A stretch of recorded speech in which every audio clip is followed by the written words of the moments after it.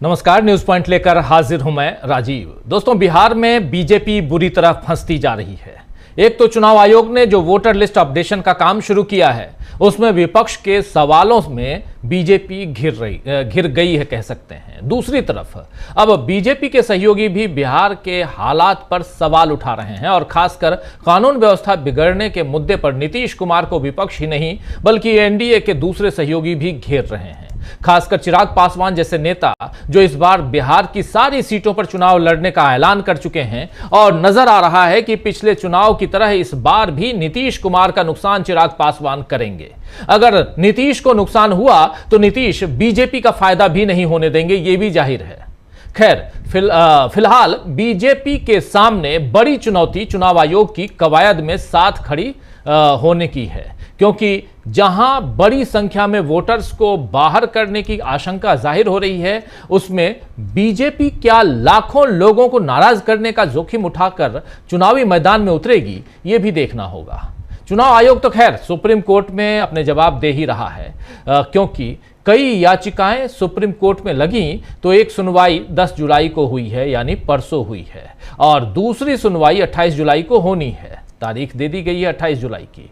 इसमें चुनाव आयोग इस बात से खुश हो सकता है कि विपक्ष ने अदालत में उसकी कवायद पर रोक लगाने की मांग नहीं रखी, यानी विपक्ष ने स्टे नहीं मांगा था, इसलिए अदालत ने इस पूरी कवायद पर एसआईआर जो वहां बिहार में ये कर रहे हैं, स्पेशल इंटेंसिव रिवीजन जो कर रहे हैं, उस पर रोक लगाने की बात अदालत ने नहीं कही। लेकिन जो सवाल अदालत में उठे हैं और जिस तरह से पहली सुनवाई हुई है, उसमें चुनाव आयोग के लिए जवाब देना मुश्किल होता जा रहा है। विपक्ष एक बार तो बिहार में हल्ला बोल करते हुए चक्का जाम कर ही चुका है।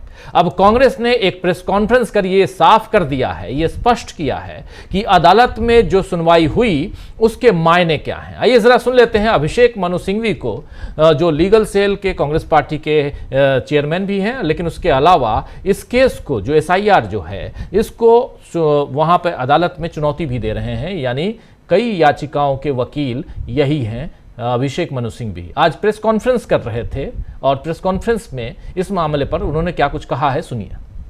जो भ्रम फैलाया गया है, इसको सुनकर यह आदेश उच्चतम न्यायालय ने अभी जब मैं पेश हुआ कि पास किया है। अब यह आदेश काले सफ़ेद में है, अंग्रेजी में है, ना आप बदल सकते हैं ना मैं बदल सकता हूँ, तो इसमें इस प्रकार की भ्रम कैसे फैलाया जा सकता है, इसके बिंदु में आपको संक्षिप्त में बता दूँ और इसका क्या महत्व है, क्या उपलब्धियां हैं इंडिया अलायंस की, वो बता दूं, फिर मैं अपनी बात को विराम देता हूं। पहला जो वाक्य है, पहला लाइन है इस आदेश की, उसमें लिखा है it's a significant issue, it's a very important issue, an important question has been raised. दूसरा कि अब आप ही निर्णय करिए कि जो भ्रम फैलाया जा रहा है, जो ऑर्डर में लिखा है वो सही है। दूसरा कि हम समझते हैं कि सभी ग्राउंड्स आपके, सभी याचिकाएं, सभी आपके बिंदु खुले हैं।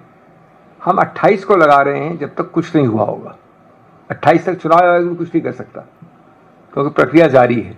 28 अब से 2 हफ्ते से कम है समय, या 2 हफ्ते है, 2 हफ्ते है। तीसरा, सभी हमारे दलीलें उसके बाद और उस दिन खुली हैं, किसी को बंद नहीं किया, निरस्त नहीं किया। चौथा, जो चुनाव आयोग का बड़ा स्पष्ट स्टैंड था कि आधार अपने आप में या किसी के साथ पर्याप्त नहीं है, उनका कि नहीं, ये 3 दस्तावेज आप कंसिडर करेंगे, वर्ड लिखा है कंसिडर। ये एक बहुत महत्वपूर्ण उपलब्धि है। कल अगर आप जाती हैं इन 3 दस्तावेजों के साथ, और मैं चुनाव आयोग में कहता हूं कि 3 दस्तावेज हैं, बहुत अच्छी बात है, आप घर जाइए, हमको वो चौथा वाला चाहिए, तो वो संभव नहीं है। ये नहीं है कि ये बाध्य है दस्तावेज, आधार। अगर ये दिखा सके आप कि भाई आधार, कोई दिखा देगी ये आधार फर्जी है, फोर्ज्ड है, इस आदमी का हो ही नहीं सकता, इसका जन्म यहाँ दिखा रहे हैं 10 तारीख को, जन्म उसका कभी हुआ ही नहीं था, तब तो ठीक है, आधार नहीं चलेगा।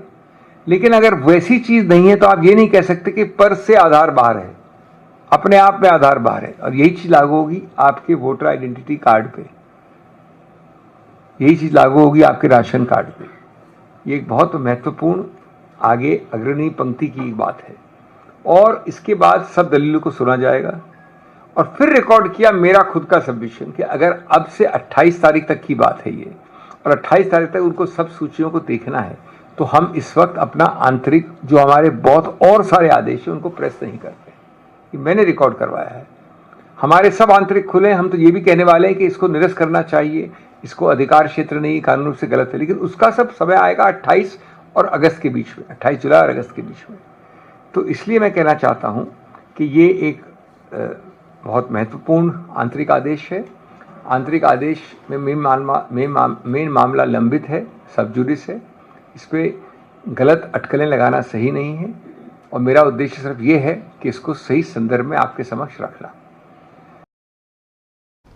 तो सुन रहे थे आप, यहां पर अभिषेक मनु सिंघवी अपनी बात कह रहे थे और कह रहे थे साफ साफ कि सही संदर्भों में, यानी जिस ढंग से वहां अदालत में जो मामला आया है उस आधार पे हम बात कर रहे हैं। यानी सिंघवी ने आधार को शामिल करने के सुझाव से लेकर 28 तारीख को होने वाली 28 जुलाई को होने वाली अगली सुनवाई तक अदालत की सारी बातों का आसान शब्दों में खुलासा यहां पर किया है इस प्रेस कॉन्फ्रेंस में, जिससे जनता तक विपक्ष का मैसेज और साफ साफ पहुंच जाए कि आखिर अदालत में हुआ क्या है। हम लोगों ने भी लगातार इस पर चर्चा की है। अदालत में जो बातें हुई, जो दलीलें पेश की गई हैं अभिषेक मनु सिंघवी की तरफ से, कपिल सिब्बल की तरफ से, शंकर नारायण की तरफ से या बृंदा ग्रोवर की तरफ से, इन तमाम वकीलों की तरफ से जो या जजों ने जो बातें कही हैं या चुनाव आयोग की तरफ से जो बातें वहां रखी गई हैं, सब कुछ आपने सुना हम लोगों के लाइव कार्यक्रम में उस दिन ब्रेकिंग में। लेकिन इस पूरे मसले को आसान शब्दों में अगर आप और समझना चाहते हैं तो इस प्रोग्राम के बाद, इस न्यूज पॉइंट के बाद अभिषेक मनु सिंघवी का आप सीधे 1-to-1 यानी इंटरव्यू देखेंगे इसी चैनल पर 8:30 बजे इस प्रोग्राम के बाद। और उसमें और भी बहुत कुछ है, न सिर्फ SIR यानी जो बिहार में इंटेंसिव रिवीजन चल रहा है, स्पेशल इंटेंसिव रिवीजन, ये, बल्कि इसके अलावा आप वो भी देखेंगे कि आखिर वक्फ पर कब फैसला आएगा। ये भी आप देखेंगे कि 4 सुप्रीम कोर्ट के 4 जो चीफ जस्टिस हैं यानी मुख्य न्यायाधीश, रिटायर्ड मुख्य न्यायाधीश, वो क्या कह रहे हैं 1 नेशन 1 इलेक्शन को लेकर, यानी एक राष्ट्र एक चुनाव की बात। लेकिन बात जो है वो चुनाव आयोग के ऊपर, चुनाव आयोग को लेकर चारों के चारों जो हैं वो खिलाफ हैं। आखिर क्यों हैं चुनाव आयोग के खिलाफ? ये सब कुछ आप उस पॉडकास्ट में, उस इंटरव्यू में देखेंगे। इस प्रोग्राम के ठीक बाद अभिषेक मनु सिंघवी के संग हर 15 दिन में जो हम लोग कार्यक्रम करते हैं। लेकिन हम आए अब फिर से यहां, यानी आज के न्यूज पॉइंट में।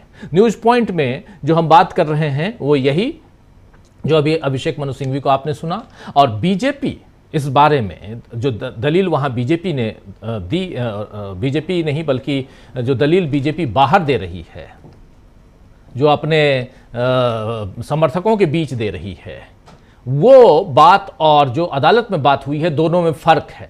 इसी फर्क को समझने की जरूरत है। और बीजेपी पुख्ता दलील नहीं दे पा रही है।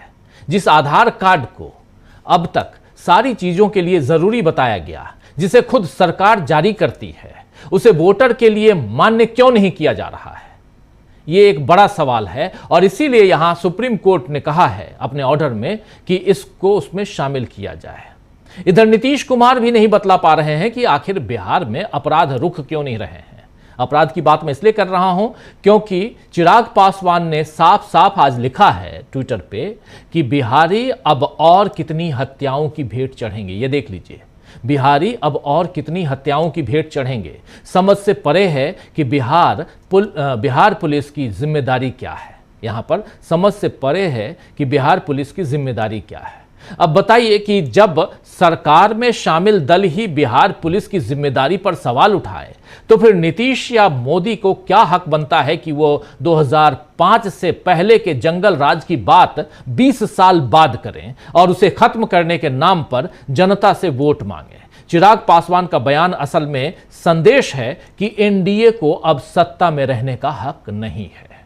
इसी मसले पर तेजस्वी यादव ने अपनी बात रखी है, जरा सुन लेते हैं तेजस्वी यादव को, सुनिए।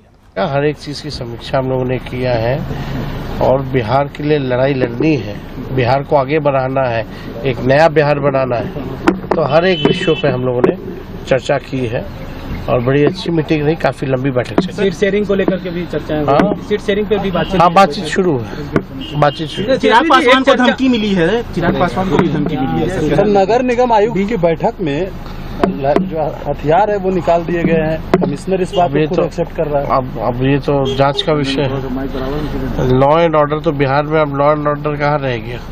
क्रिमिनल डिसऑर्डर जो है एकदम हो चुका है। कोई सुनने वाला, देखने वाला, बिहार लोग जो है मारे जा रहे हैं,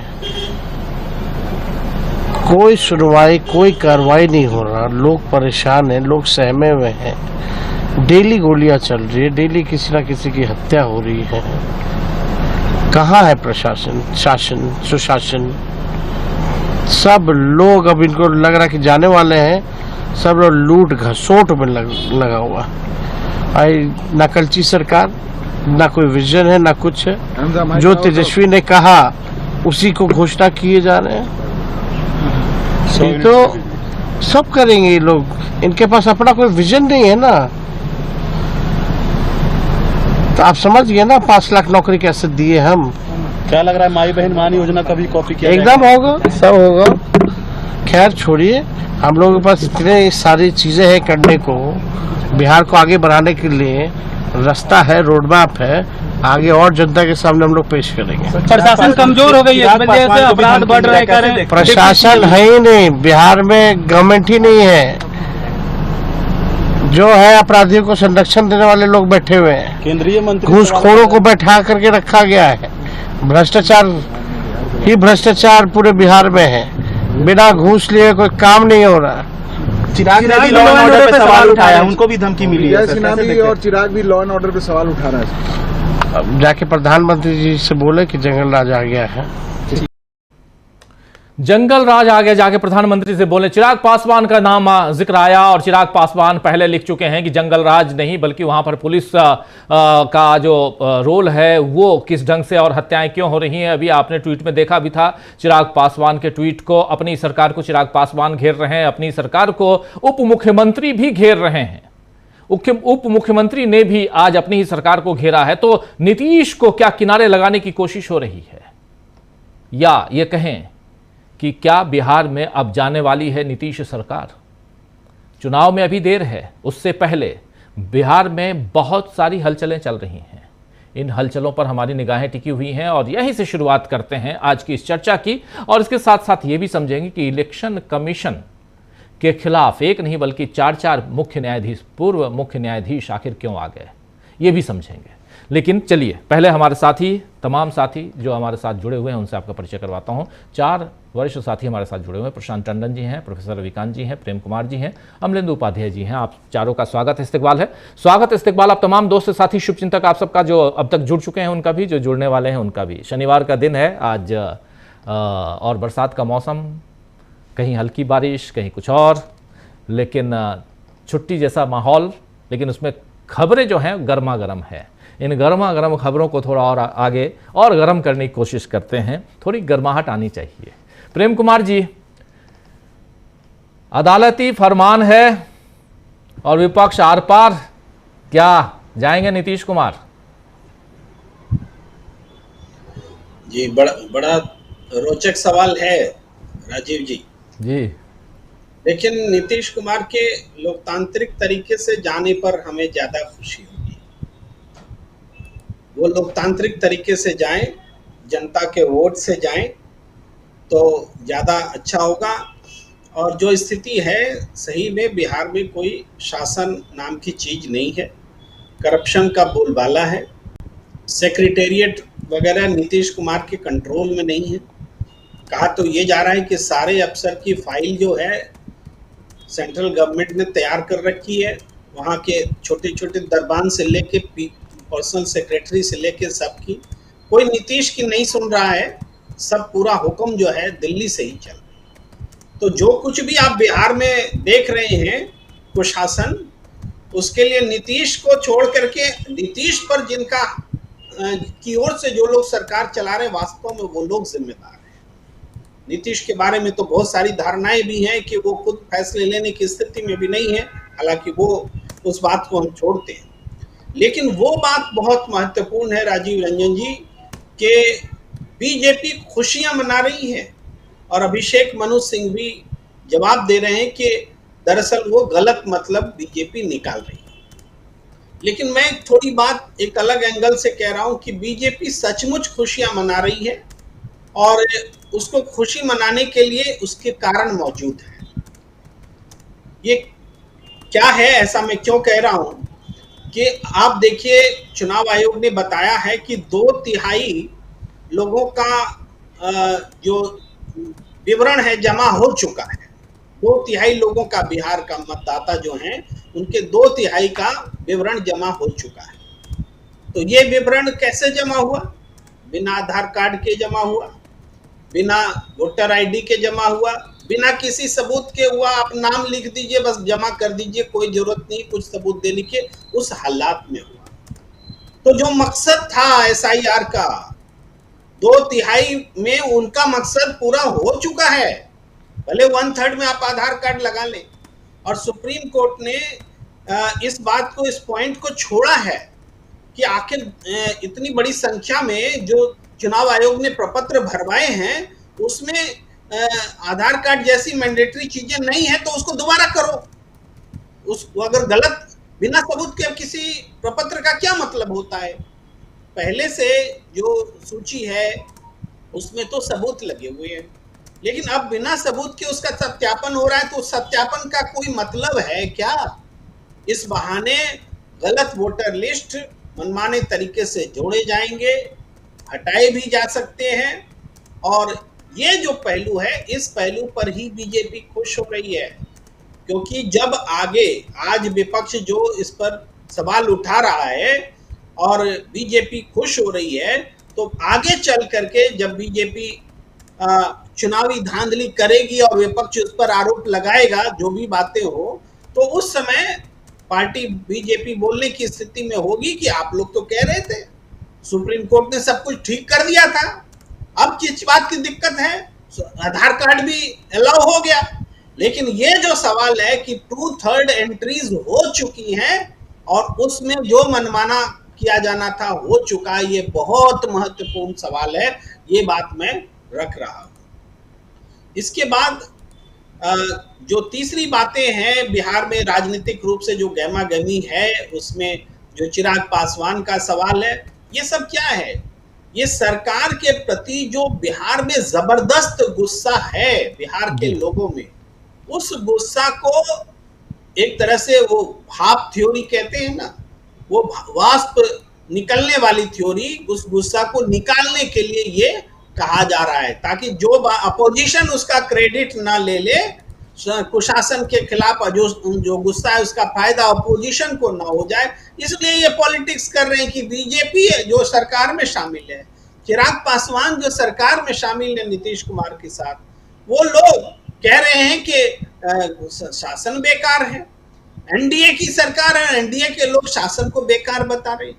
तो ये हालात बता रहे हैं कि बिहार में राजनीतिक बदलाव की बयार बहुत तेज है और उसको सब लोग समझने लगे हैं कि सत्ता बचाना मुश्किल है।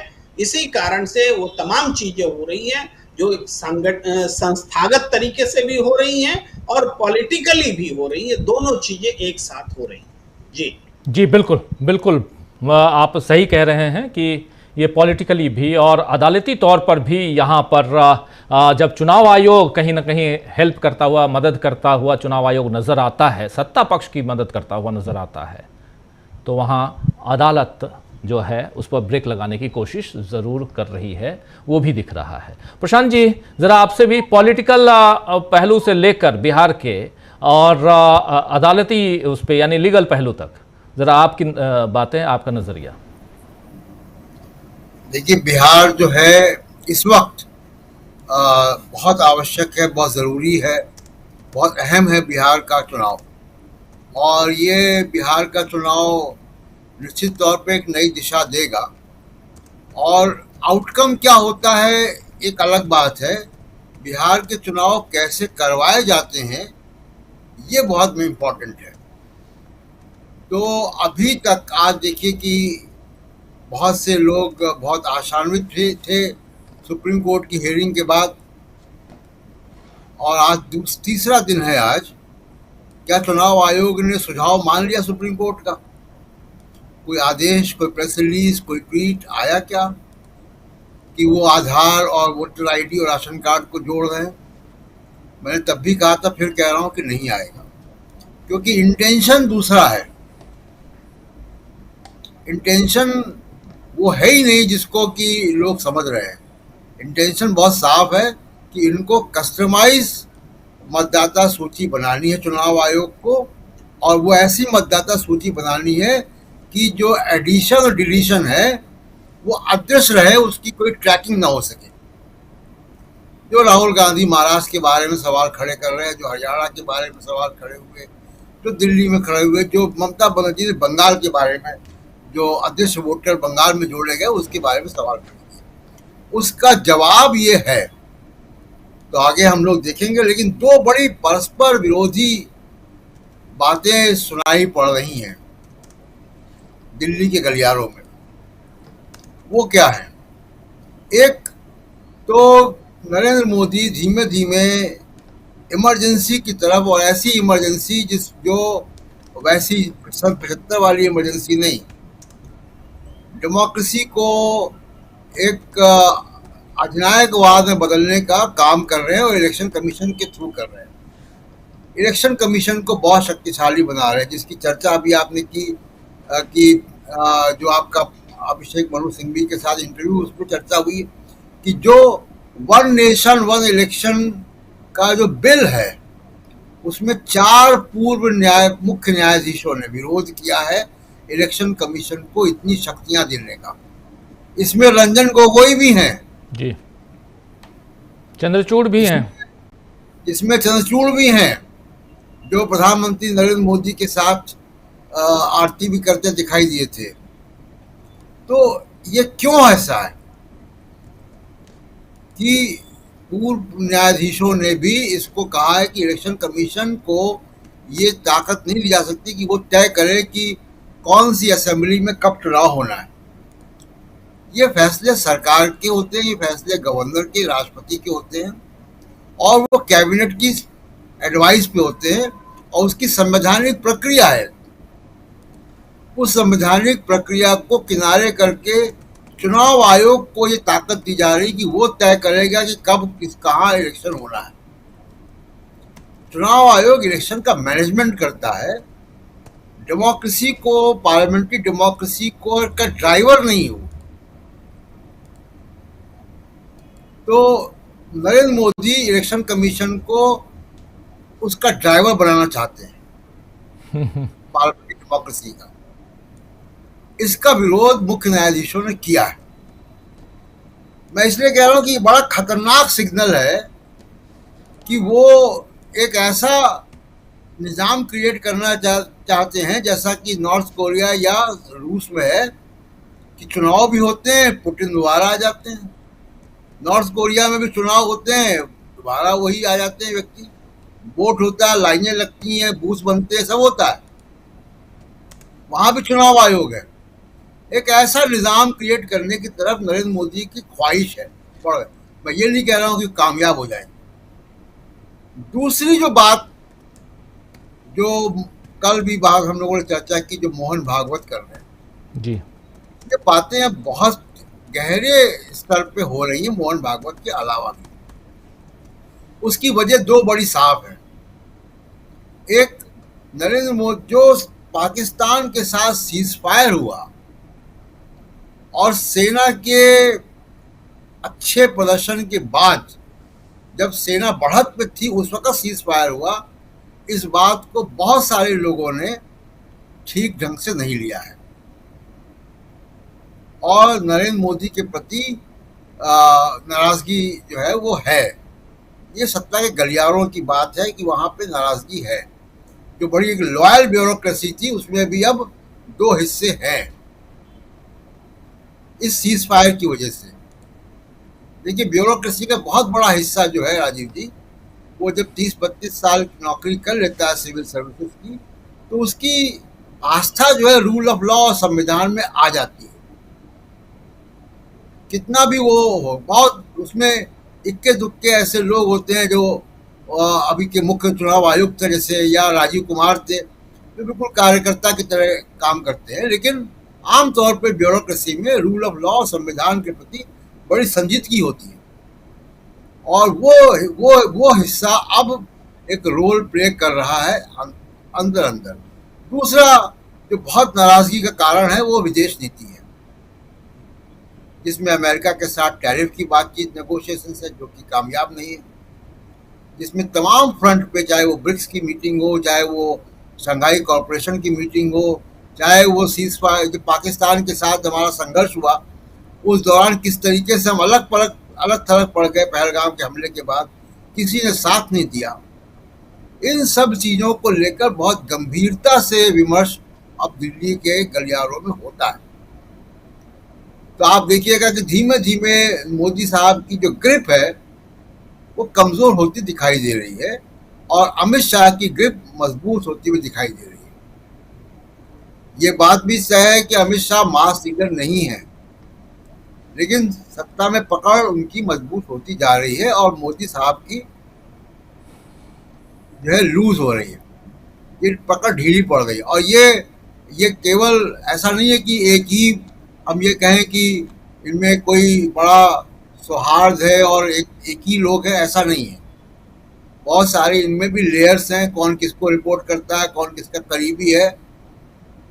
तो कुल मिला के राजीव जी ये है कि मोदी साहब की एक तरीके से ये कहा जा रहा है कि आखिरी टर्म है और ये कितना लंबा खींचेगा इस पे मोहन भागवत की बात भी मद्देनजर है और बहुत सी बातें अब दिल्ली में होने लगी हैं, खासकर जिस तरीके से सीज़फायर हुआ और जिस तरीके से भारत पहलगाम के हमले के बाद अलग थलग पड़ा विश्व पटल पर। जी राजीव जी बिल्कुल बिल्कुल, यहाँ बात हम कर रहे हैं बिहार की और बात बिहार से लेकर विश्व पटल तक की बात हो जाती है, इसलिए क्योंकि नरेंद्र मोदी का नाम आता है तो फिर ये सारी बातें आती हैं।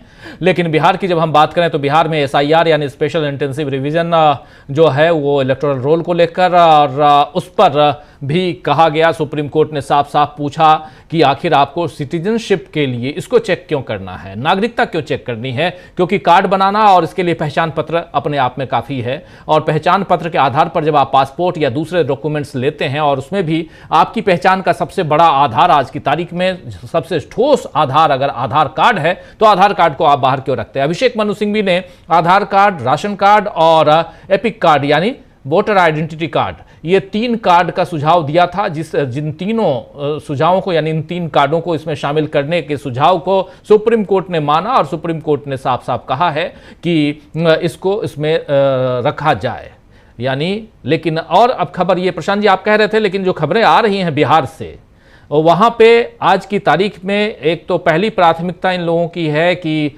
BLO फॉर्म भरवा ले, कोई भी डॉक्यूमेंट आप दे रहे हैं दे दीजिए।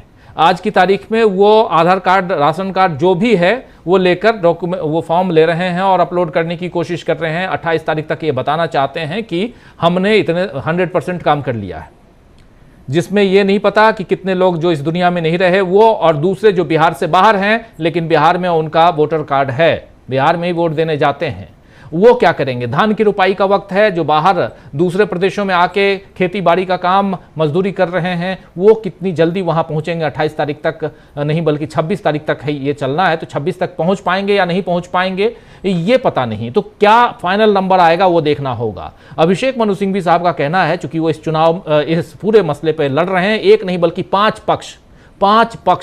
5 याचिकाएं जिसको ये खुद लड़ रहे हैं, जिसमें PUCL भी है, जिसमें महुआ मोइत्रा की याचिका भी है, ऐसी 5 याचिकाओं पे ये खुद लड़ रहे हैं।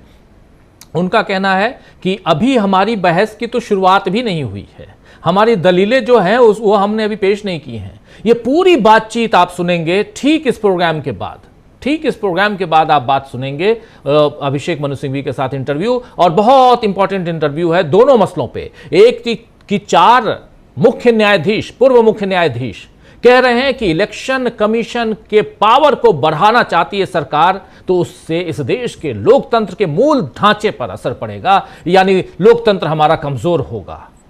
इस पर भी आप सुनेंगे। और उस स्टैंडिंग कमेटी के, पार्लियामेंट्री स्टैंडिंग कमेटी जो है उसके सामने अभिषेक मनु सिंघवी भी 2 महीना पहले जा चुके हैं, इनसे भी लीगल ओपिनियन लिया जा चुका है एक राष्ट्र एक चुनाव पे, उनकी दलील भी इसमें है, वो भी सुनिए। तो एक बहुत ही इंपॉर्टेंट इंटरव्यू आप सुनेंगे अभी से थोड़ी देर बाद। लेकिन आना चाहता हूं प्रोफेसर रविकांत जी आपके पास। रविकांत जी, आपसे जरा समझना चाहता हूं कि अदालत 10 तारीख, 10 से आज 12 तारीख है, 2 दिन हो गए, और दूसरी तरफ इधर सरकार जो वहां की है, सरकार के ऊपर अब ज्यादा विपक्षी दल ही नहीं बल्कि उनके यानी नीतीश बाबू के ऊपर उनके ही सहयोगी दलों के नेता हमलावर क्यों हो रहे हैं? क्या कारण हो सकता है? क्या अब बिल्कुल सामने वाला मरा कि नहीं मरा उसको फाइनली बिल्कुल आइडेंटिफाई करके ही बाहर निकलना है? थोड़ा सा हार्ड बोल रहा हूं, लेकिन पॉलिटिकल डेथ भी एक शब्द बोला जाता है, राजनीतिक तौर पर किसी को मार डालना। क्या उस दिशा में अब एनडीए के दूसरे सहयोगी और खासकर सबसे बड़ा सहयोगी जो है एनडीए का है नीतीश बाबू का, वो बीजेपी है? बीजेपी क्या वो अब इस दिशा में ये लोग जा रहे हैं? तो यहां विपक्ष जो कर रहा है, लेकिन सत्ता पक्ष के भी दूसरे साथी विपक्ष का साथ देते हुए नजर आएंगे, ये हम बोलें? रविकांत जी। देखिए राजीव जी, आश्चर्य इस बात का है कि नीतीश कुमार की बेबसी क्या है। वो नीतीश कुमार जो बिहार में पिछले 20 साल से एक छत्र राज कर रहे हैं और उन्होंने दोनों ही पाले में अपने आप को रखा, कुर्सी लेकिन अपनी रखी। अब तो नीतीश कुमार मजबूत हैं अगर एक तरह से देखा जाए तो। बिहार में स्थिति उनकी चाहे जैसी हो, लेकिन दिल्ली में नरेंद्र मोदी बिना नीतीश कुमार के नहीं सरवाइव कर सकते हैं।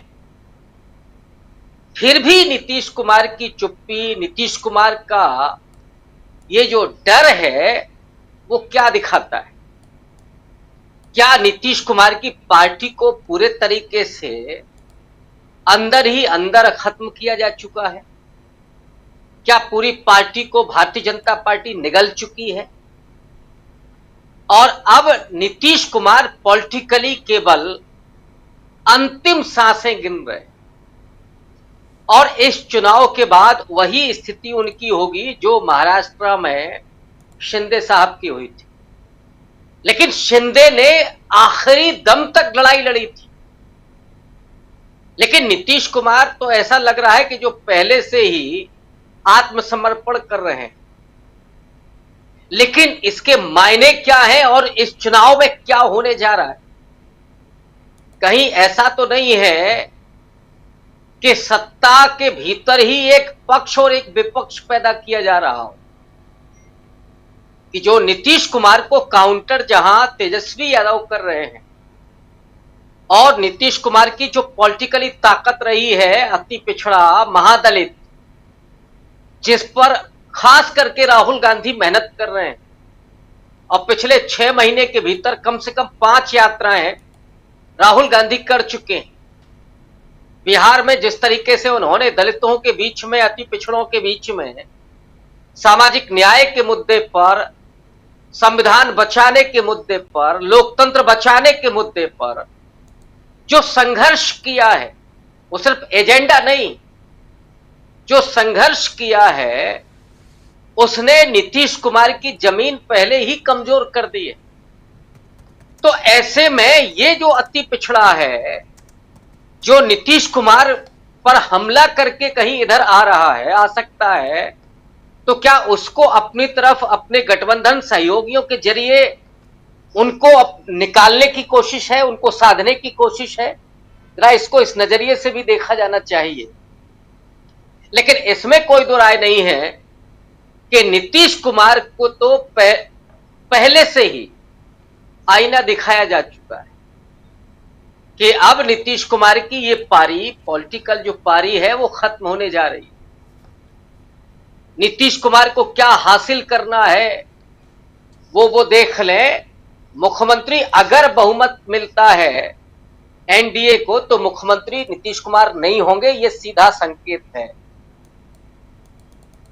महत्वपूर्ण यह है कि इस समय जो इंडिया अलायंस है वो बहुत मजबूती के साथ, और अगर आप चुनाव आयोग के इस पूरे भूमिका को देखें, सुप्रीम कोर्ट को जो करना है फैसला, वो उसकी प्रतीक्षा है हम लोगों को, लेकिन असली लड़ाई तो लोकतंत्र में सड़क पर ही होती है। सुप्रीम कोर्ट से एक उम्मीद आप कर सकते हैं, लेकिन क्या होगा कुछ नहीं कहा जा सकता, जो हालात हैं आज के। तो बेहतर है कि राहुल गांधी और तेजस्वी यादव, दीपंकर भट्टाचार्य, इन सारे विपक्ष के नेताओं ने फ्रंट फुट पर आकर के मोर्चा खोल दिया है। लीगल जो लड़ाई है वो अपनी जगह चलेगी, लेकिन ये मोर्चा जरूरी है। और बिहार वो जमीन है जहां से कई बार इस देश की सियासत बदली है। तो ये जो बिहार के इलेक्शन का नतीजा आने वाला है, वो सिर्फ बिहार के इलेक्शन को, बिहार की राजनीति को नहीं प्रभावित करेगा, बल्कि आने वाले जो चुनाव है, चाहे वो बंगाल हो, चुनाव आयोग की भूमिका अभी बंगाल में भी होगी, या 2027 में उत्तर प्रदेश में वो भूमिका होगी, ये टर्निंग पॉइंट साबित हो सकता है। और यही वजह है कि पूरे बेशर्मी के साथ सरकार और सरकार के जो सहयोगी, अब सहयोगी ही संगठन कहना बेहतर रहेगा चुनाव आयोग को, तो चुनाव आयोग जिस तरह की भूमिका अदा कर रहा है, वो बिहार में किसी भी तरीके से एनडीए की सरकार बनाना, और ये शायद नीतीश कुमार को बता दिया गया है कि देखिए सरकार तो केवल हम बना सकते हैं, चुनाव आयोग के जरिए, मीडिया के जरिए आपका कुछ बचा नहीं है, तो आप खामोशी ही ओढ़िए, वही ज्यादा अच्छा है।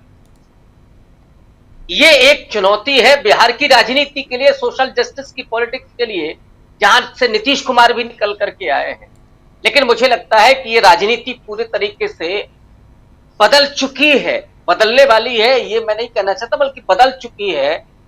और आने वाले अगले 20-25 साल की राजनीति राहुल गांधी पर केंद्रित होने जा रही है, और वो हम लोग बिहार में भी देखेंगे। अब वो राहुल गांधी नहीं है कि जिनके बारे में कहा जाता था कि साहब वो पर्यटक की तरह आते हैं। राहुल गांधी अब उन नेताओं में है जो हर पल 24/7 जमीन पर हैं और राजनीति से ज्यादा समाज नीति कर रहे हैं, और खुल करके सामाजिक न्याय के मुद्दों पर वो संघर्ष कर रहे हैं, जूझ रहे हैं, और उन संवैधानिक संस्थाओं को भी बेपर्दा कर रहे हैं जो इस लोकतंत्र को लूट तंत्र में बदलने में तब पूरे तरीके से लगी हुई हैं। सरकार का जिनको बरदस्त है। राजीव जी, बिल्कुल बिल्कुल सही आप कह रहे हैं, सरकार का बरदस्त है। नीतीश कुमार की बात SIR की। हमारे साथ जुड़ गए हैं वरिष्ठ पत्रकार श्रवण गर्ग साहब। गर्ग साहब, आपका स्वागत है इस कार्यक्रम में। आज शनिवार का दिन, आपका इंतजार करते हैं हमारे तमाम दर्शक, और आपके पास ही सीधा आना चाहता हूं। और देखिए, सप्ताह भर में कितनी सारी चीज़ें बदल जाती हैं। SIR पर, यानी स्पेशल इंटेंसिव रिवीजन पर सुप्रीम अदालत में जो बहस हुई है, उस पर भी आपकी टिप्पणी चाहूँगा, और टिप्पणी ये भी कि इसके बाद बिहार को किस नज़रिए से देखा जाए और कितना मायने रखता है ये पूरा का पूरा मामला बिहार में, खासकर नीतीश सरकार के लिए, और उसमें भी मोदी जी या उनकी पार्टी BJP के लिए। देखिए, ये सुप्रीम कोर्ट क्या करेगा अभी तय नहीं है। मैं कोई बहुत कॉन्फिडेंट नहीं हूँ, क्योंकि सुप्रीम कोर्ट ने इलेक्शन कमीशन को डायरेक्शन नहीं दिया है। उन्होंने ये कहा कंसीडर करिए आप वोटर ID को और आधार को, तमाम चीज़ों को, राशन कार्ड को। तो अभी कुछ कह नहीं सकते, क्योंकि 21 तारीख तक इनको अपने हलफनामे देना है। उसके बाद वो जो इलेक्शन कमीशन हलफनामे देगा वो पिटिशनर्स को दिए जाएंगे, और पिटिशनर्स उनका जवाब देंगे, और फिर 28 तारीख को उसकी सुनवाई होगी। और ये जो बेंच थी अभी जो बैठी थी, ये इसकी जगह हो सकता है कोई दूसरी बेंच हो जो इस पूरे मामले में सुनवाई करे। ये मामला बहुत इम्पोर्टेंट है राजीव जी। ये जो तय होगा वो बिहार के लिए तय नहीं होगा, हमको ये चीज़ मानना चाहिए। सुप्रीम कोर्ट अगर ये तय कर देता है कि जो इंटेंसिव रिवीजन हो रहा है बिहार के संदर्भ में, वो कॉन्स्टिट्यूशनली वैलिड है, और जो डॉक्यूमेंट्स उन्होंने मांगे हैं 11 डॉक्यूमेंट्स वो पर्याप्त हैं, इसका मतलब ये कि वो देश भर में इस्तेमाल हो सकता है सुप्रीम कोर्ट का फैसला।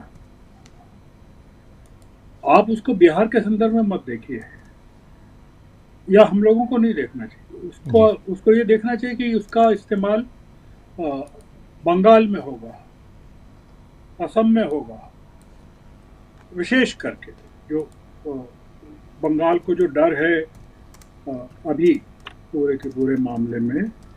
तो एक तो मामला ये है कि ये बहुत इम्पोर्टेंट डिसीजन आने वाला है।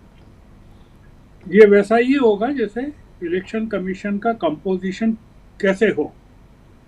तो सुप्रीम कोर्ट ने डायरेक्शन नहीं दिया था, सुप्रीम कोर्ट ने सुझाव दिया था कि इसमें चीफ जस्टिस को भी रखा जा सकता है 3 लोगों की कमेटी में। नहीं रखा सरकार ने, 3 लोगों की कमेटी है पर चीफ जस्टिस नहीं है, तो सुप्रीम कोर्ट ने कोई आपत्ति भी नहीं ली उसको। और आप देख रहे हैं आपकी 2 लोग सरकार के हैं जिसके बारे में जो राहुल गांधी ने कहा था मिडनाइट डिसीजन या मिडनाइट कू जिसको कहा था जी, पूरे के पूरे मामले को। तो एक तो ये जो इलेक्शन कमीशन का मामला है, हमको पूर्वाग्रह के साथ इस पर बहस इसलिए नहीं करना चाहिए कि अगर हम पूर्वाग्रह के साथ करेंगे तो हम सुप्रीम कोर्ट की मंशा पर संदेह उत्पन्न करेंगे। तो हम ये केवल अपेक्षा कर सकते हैं कि जो बेंच कौन सी गठित होती है इसके लिए पूरी की पूरी, क्योंकि ये बहुत इम्पोर्टेंट मामला है। क्या इसके लिए कोई कॉन्स्टिट्यूशनल बेंच गठित होती है, 4 जजेस की होती है या 3 की या 2 की? हमको इसकी प्रतीक्षा करना होगी, क्योंकि जो मामला है वो बहुत बड़ा मामला है, क्योंकि 2 करोड़ से ज़्यादा मतदाताओं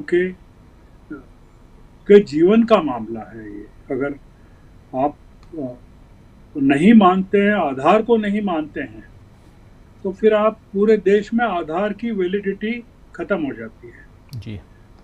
मतलब आपने आधार को इतना महत्वपूर्ण बनाया था हर जगह के लिए, तो फिर ये होगा कि आधार की वैलिडिटी भी खत्म हो जाएगी।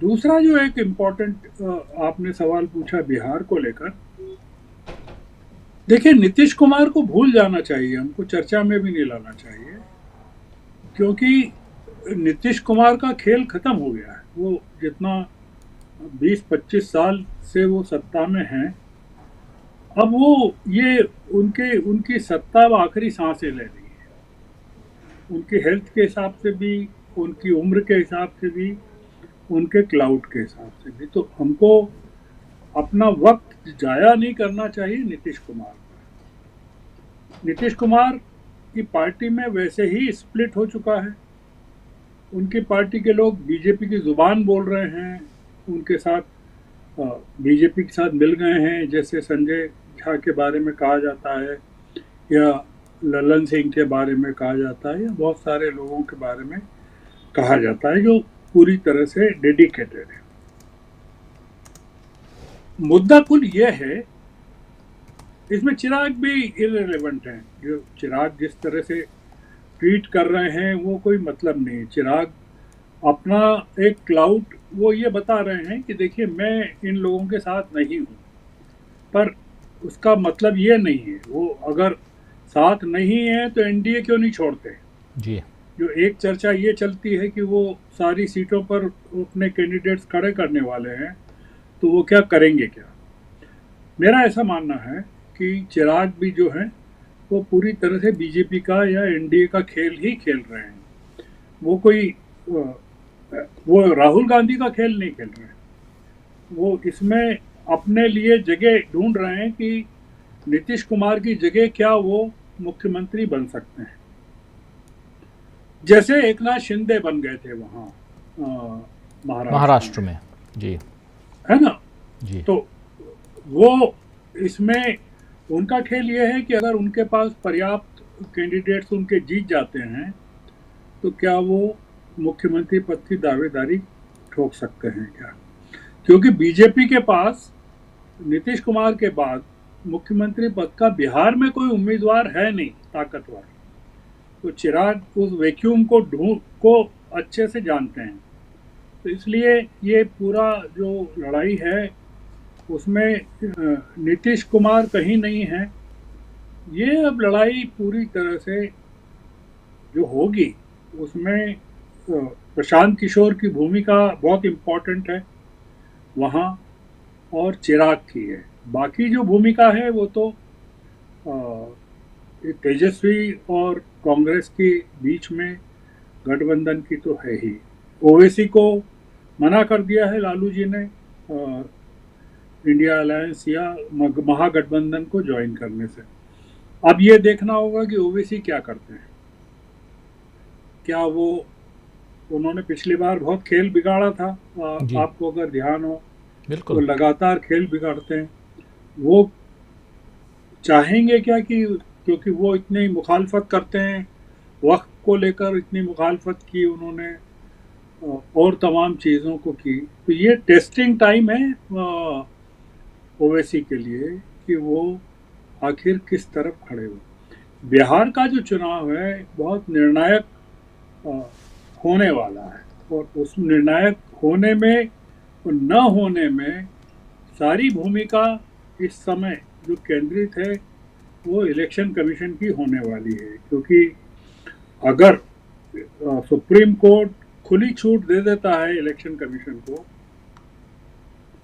तो आप मान लीजिए कि बहुत सारी चीज़ें, लड़ाई का स्वरूप बदल जाएगा बिहार में, और इसमें जो नुकसान होगा वो केवल तेजस्वी का नहीं होगा या केवल कांग्रेस का नहीं होगा।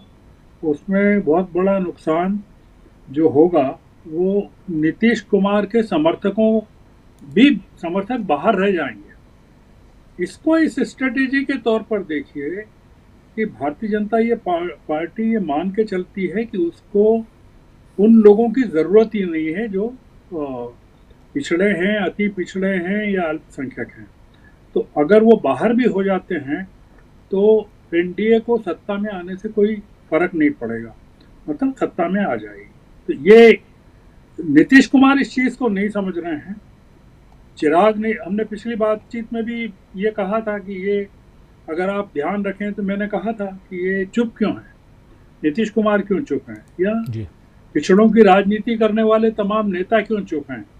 मांझी भी चुप हैं, कुशवाहा भी चुप हैं, नीतीश कुमार भी चुप हैं कि ये होना चाहिए क्या। जिस तरह से ये इंटेंसिव परीक्षण हो रहा है, सर्वे हो रहा है, रिवीजन हो रहा है, उसके खिलाफ ये लोग क्यों नहीं है सड़कों पर, ये एक बड़ा मुद्दा है।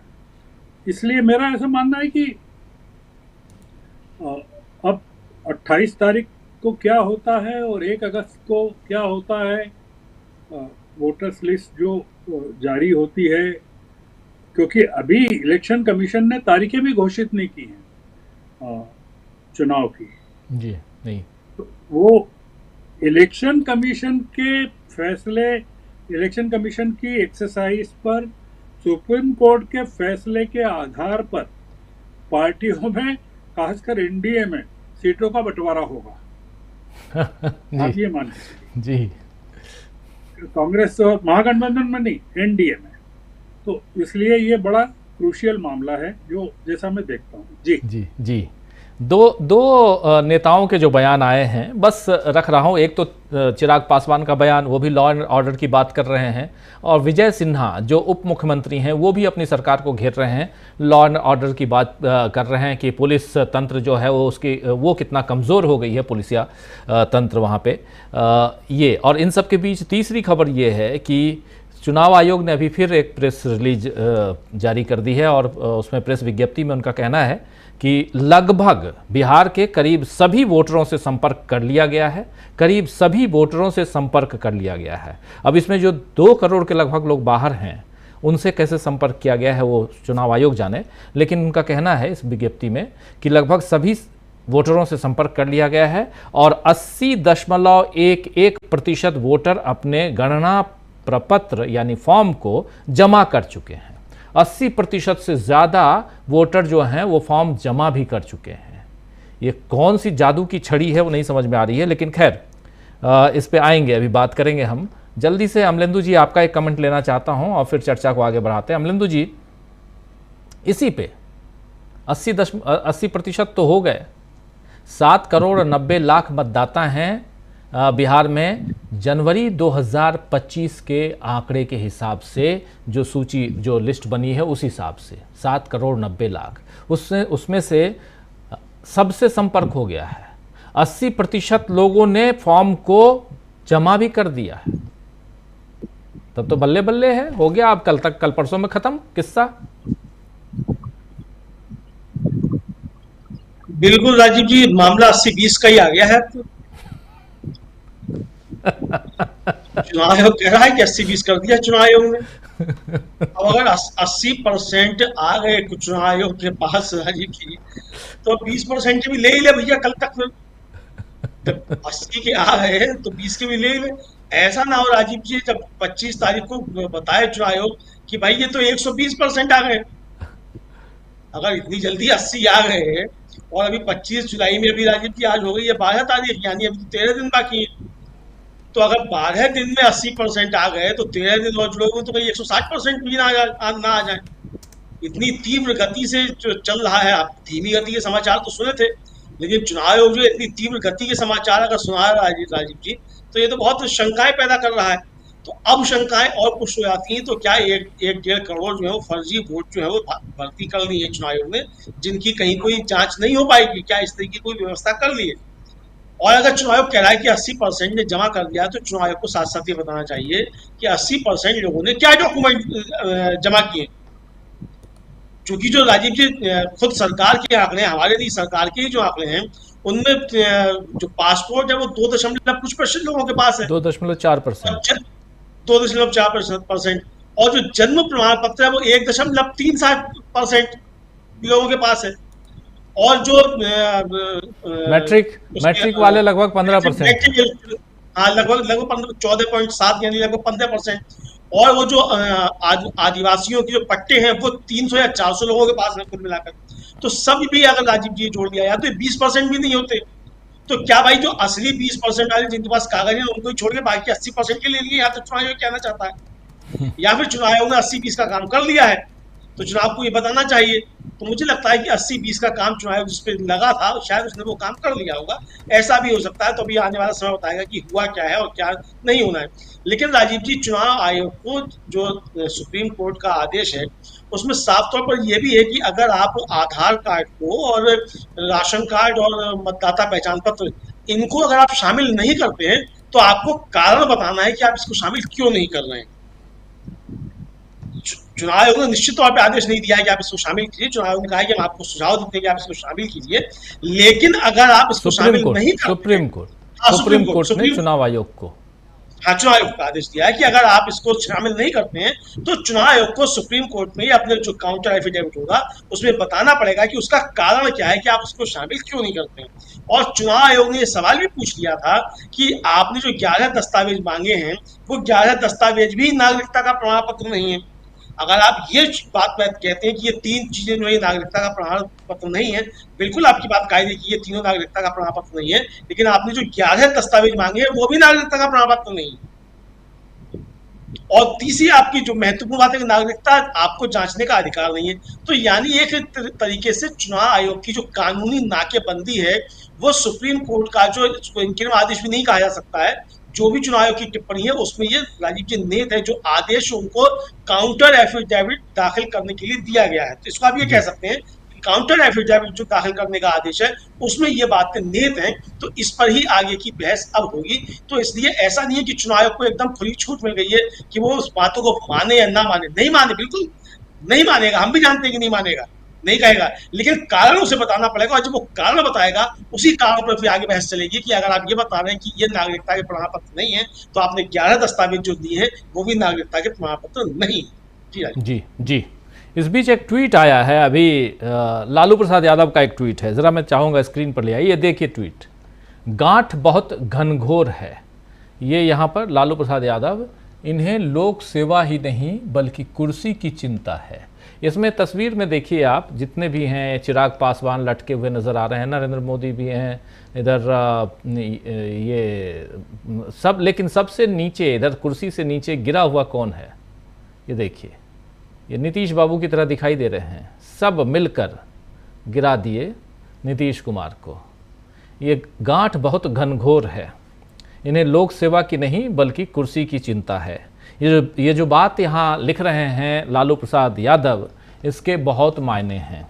और उसमें भी ज़रा प्रेम कुमार जी, ज़रा आपसे समझना चाहता हूँ कि आखिर विपक्ष तो विपक्ष, लेकिन सत्ता पक्ष के साथी आज की तारीख में क्यों नीतीश बाबू का साथ देते हुए नजर नहीं आते हैं? सबको कुर्सी, जो यहाँ लालू प्रसाद यादव ने जो कार्टून अभी शेयर किया है, उसके क्या मायने निकाले जाएं? एक बार फिर राजीव जी, मैं वो प्रपत्र पढ़ रहा था जो इलेक्शन कमीशन ने जारी किया है इस बीच, उसको पूरा पढ़ भी गया, तो उस पर मैं आऊंगा, लेकिन पहले आपका प्रश्न ले लूं। देखिए, नीतीश कुमार के प्रति, सरकार के प्रति और पूरे एनडीए सरकार के प्रति बहुत एंटी इनकम्बेंसी है पूरे बिहार में। अब लोग बोर हो चुके हैं, बदलना चाहते हैं नीतीश कुमार को, और सब लोग बीजेपी की मंशा को भी समझ रहे हैं, ये भी समझ। और राजनीतिक परिदृश्य को अगर देखें तो जो नई नई पॉलिटिकल पार्टी बोलिए, एंटिटी बोलिए, जो पैदा हो रही है, वो किधर से है, कौन है? वो एक तरह से बीजेपी जब अपना फैलाव नहीं कर पा रही है, तो उनके सोच वाले लोग, जो कि हमेशा जिनको लगता है कि भाई बीजेपी की तो सरकार बननी नहीं है, बननी तो नीतीश कुमार की ही है, बनेगी तो किसी और की बनेगी।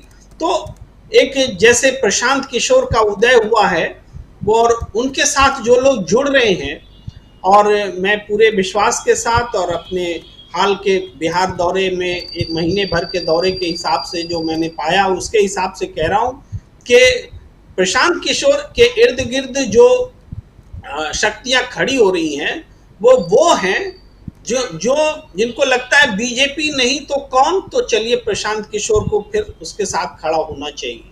यानी प्रशांत किशोर अगर कहीं कुछ वोट अरेंज कर रहे हैं या जुटाएंगे, तो वो बीजेपी को कमजोर करेंगे, ये एक बात है। मगर महागठबंधन में किसी तरह की टूट या छूट दिखती नहीं है, ये दूसरा महत्वपूर्ण फैक्टर है पूरे दौर में। देखिए, अभी की बात नहीं, महागठबंधन में लोग हटे नहीं है। जहां जो कुछ भी बिखराव दिखा है, सिर्फ एनडीए में दिखा है।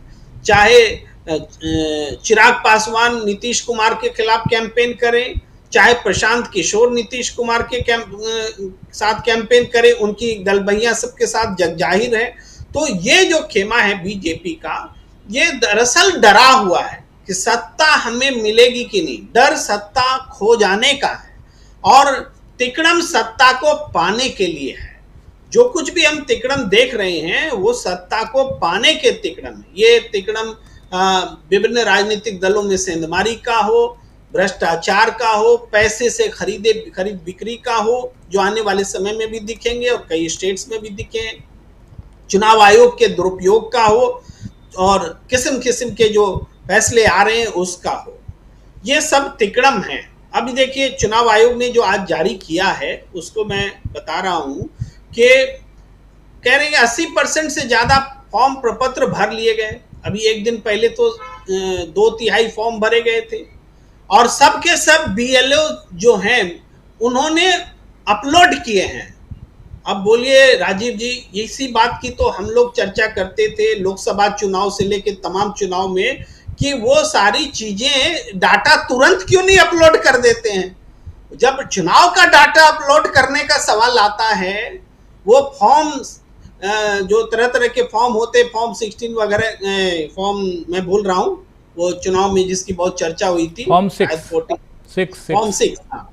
6 को जो अपलोड करने का प्रश्न था, तो वो नहीं हो पा रहा था। और आज ये क्रांतिकारी तरीके से ये कह रहे हैं कि हमने 2 दिन में कर दिया 60% से 80%, और अब कह रहे हैं हमारी रीच 100% के लोगों तक हो गई है। फिर ये कह रहे हैं कि 1 अगस्त तक जिसने प्रपत्र भरा है उसका मतदाता सूची में नाम आ जाएगा। 1 अगस्त तक समय है। इसके आगे कह रहे हैं कि 30 अगस्त तक भी हम समय देंगे कि आपके पास अगर डॉक्यूमेंट्स नहीं है तो भर दीजिए।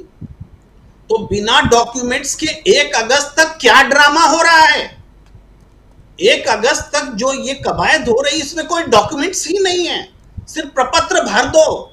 इसमें सुप्रीम कोर्ट के आदेश के मुताबिक तो जो आधार कार्ड ये सब होना चाहिए, इसका तो मौका ही नहीं दिया गया, न एक शब्द जुबान से बोला गया चुनाव आयोग की ओर से।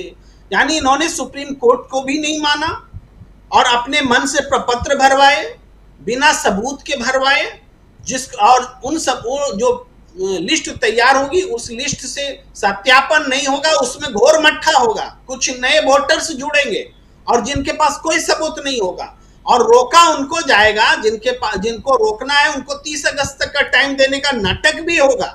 तो ये एक एक बात लोगों को समझ में आ रही है।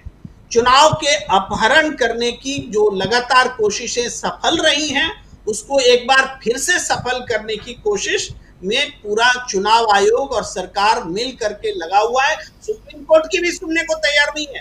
लोग बोल दे सुप्रीम कोर्ट ने आधार कार्ड को अनिवार्य कर दिया, दिखाना ही होगा, वोटर आईडी दिखाना ही होगा। और क्या होगा? हुआ तो नहीं। बिना उसके ही तो प्रपत्र भरा दिए गए और दावा भी ठोक रहे हैं कि हम 100% रीच आउट कर लिया। तो ये चुनाव आयोग सुप्रीम कोर्ट को भी नहीं मान रहा है। ये बात आज के इनके नोटिस से जारी साबित होता है। राजीव जी कुछ लोग कंफ्यूज हो रहे हैं। फॉर्म 17C नहीं, फॉर्म 6 है। फॉर्म 6 जब आप अपना इलेक्टोरल रोल में अगर कुछ बदलाव लाना चाहते हैं या नया बनवाना चाहते हैं तो फॉर्म 6 भरते हैं।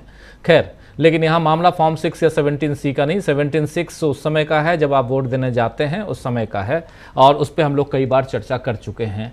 लेकिन यहाँ जो है वो दूसरी चीज़ है। इम्पॉर्टेंट ये है कि जो अभी आनन फानन में फॉर्म भरवाया जा रहा है, प्रेम कुमार जी, इसके बाद 45 दिन का समय दिया जाएगा। सुप्रीम कोर्ट में चुनाव आयोग ने यह कहा है कि हम 45 दिन का समय देंगे वेरिफिकेशन के लिए, और डॉक्यूमेंट अगर नहीं है तो बनवाने के लिए भी। यह सब चुनाव आयोग मान गया है सुप्रीम कोर्ट में। जी बोलिए। समय दिया गया है अभी आज की घोषणा के हिसाब से। आज जो चुनाव आयोग ने जारी किया है उसमें वो 30 या 31 अगस्त तक का समय है सबूत देने के लिए, डॉक्यूमेंट्स देने के। 1 अगस्त के बाद तो वो सिर्फ 30 दिन होता है, 45 दिन नहीं है। हाँ चलिए, तो ठीक है, हो सकता है क्योंकि अब इस पे टेक्निकल पहलू पे वहाँ बात होगी, और 45 दिन की बात भी उस दिन सुप्रीम कोर्ट में चल रही थी। लेकिन 30 दिन भी समय कम है, कुल मिलाकर समय कम है। जल्दी से प्रशांत जी आपके पास आना चाहता हूं और इसके टेक्निकल पहलू, और सबसे बड़ी चीज कि चुनाव आयोग, लेकिन देखिए यहां पर हम लोगों का कंसर्न, गर्ग साहब के पास आऊंगा तो वो भी इस विषय पे बताएंगे। हम लोगों का कंसर्न ये है कि महाराष्ट्र में जो हुआ, अगर महाराष्ट्र में जो हुआ है और राहुल गांधी अगर सही हैं, तो क्या वैसे ही घपले की बू यहां नहीं आती है? यह कंसर्न इंपॉर्टेंट है। अब जो प्रक्रिया है, उस प्रक्रिया से कैसे गुजरना है, उसमें आइडेंटिटी कार्ड में आधार कार्ड को जोड़ना है कि नहीं जोड़ना है, अब वो कानूनी पहलू पे है। लेकिन दूसरा जो है पहलू वो यही है, दूसरा मसला, कि क्या यहां पर गड़बड़ी नहीं हो सकती है? ये एक है जिस पे हम लोग अभी थोड़ा इस पे और चर्चा कर सकते हैं। प्रशांत जी। गड़बड़ी हो सकती है, नहीं हो सकती है। उसके अलावा एक और बिंदु है कि गड़बड़ी को पकड़ेगा कैसे, गड़बड़ी को पकड़ेंगे कौन और गड़बड़ी को पकड़ेगा कैसे। तो अगर आपने उसकी कोई ट्रैकिंग नहीं छोड़ी तो आप गड़बड़ी को कैसे पकड़ेंगे। ममता बनर्जी ने अगर पश्चिम बंगाल में गड़बड़ी पकड़ी कि उनके स्टेट के बाहर के लोग भी वहां मतदाता बनाए जा रहे हैं, तो वो ट्रैकिंग के आधार पर पकड़ी। अब चुनाव आयोग एक सलूशन लेकर आया है जिसमें ट्रैकिंग संभव ही नहीं है। कोई पॉलिटिकल पार्टी अपने BLA लगा के, कोई कंसल्टेंट लगा के किसी भी तरीके से नहीं पकड़ सकती। इलेक्शन कमीशन राहुल गांधी के मामले में एक बात बहुत साफ कर चुका है कि वो मशीन रीडेबल डेटा नहीं देगा। अभी तक नहीं दिया उन्होंने। तो अगर वो मशीन रीडेबल डेटा नहीं देंगे तो इलेक्शन कमीशन के लिए तो बड़ा आसान है, किसी के नाम उड़ाना, किसी के नाम जोड़ देना। तो वो जो अदृश्य हिस्सा है वोटर लिस्ट में, वो एक संदेह रहेगा हमेशा से। दूसरी बात कि ये जो कस्टमाइज वोटर लिस्ट बन रही है, ये इस कस्टमाइज वोटर लिस्ट में अगर जो पिटिशनर्स की कंसर्न है उसको अगर सुप्रीम कोर्ट ने इम्प्लीमेंट नहीं करवाया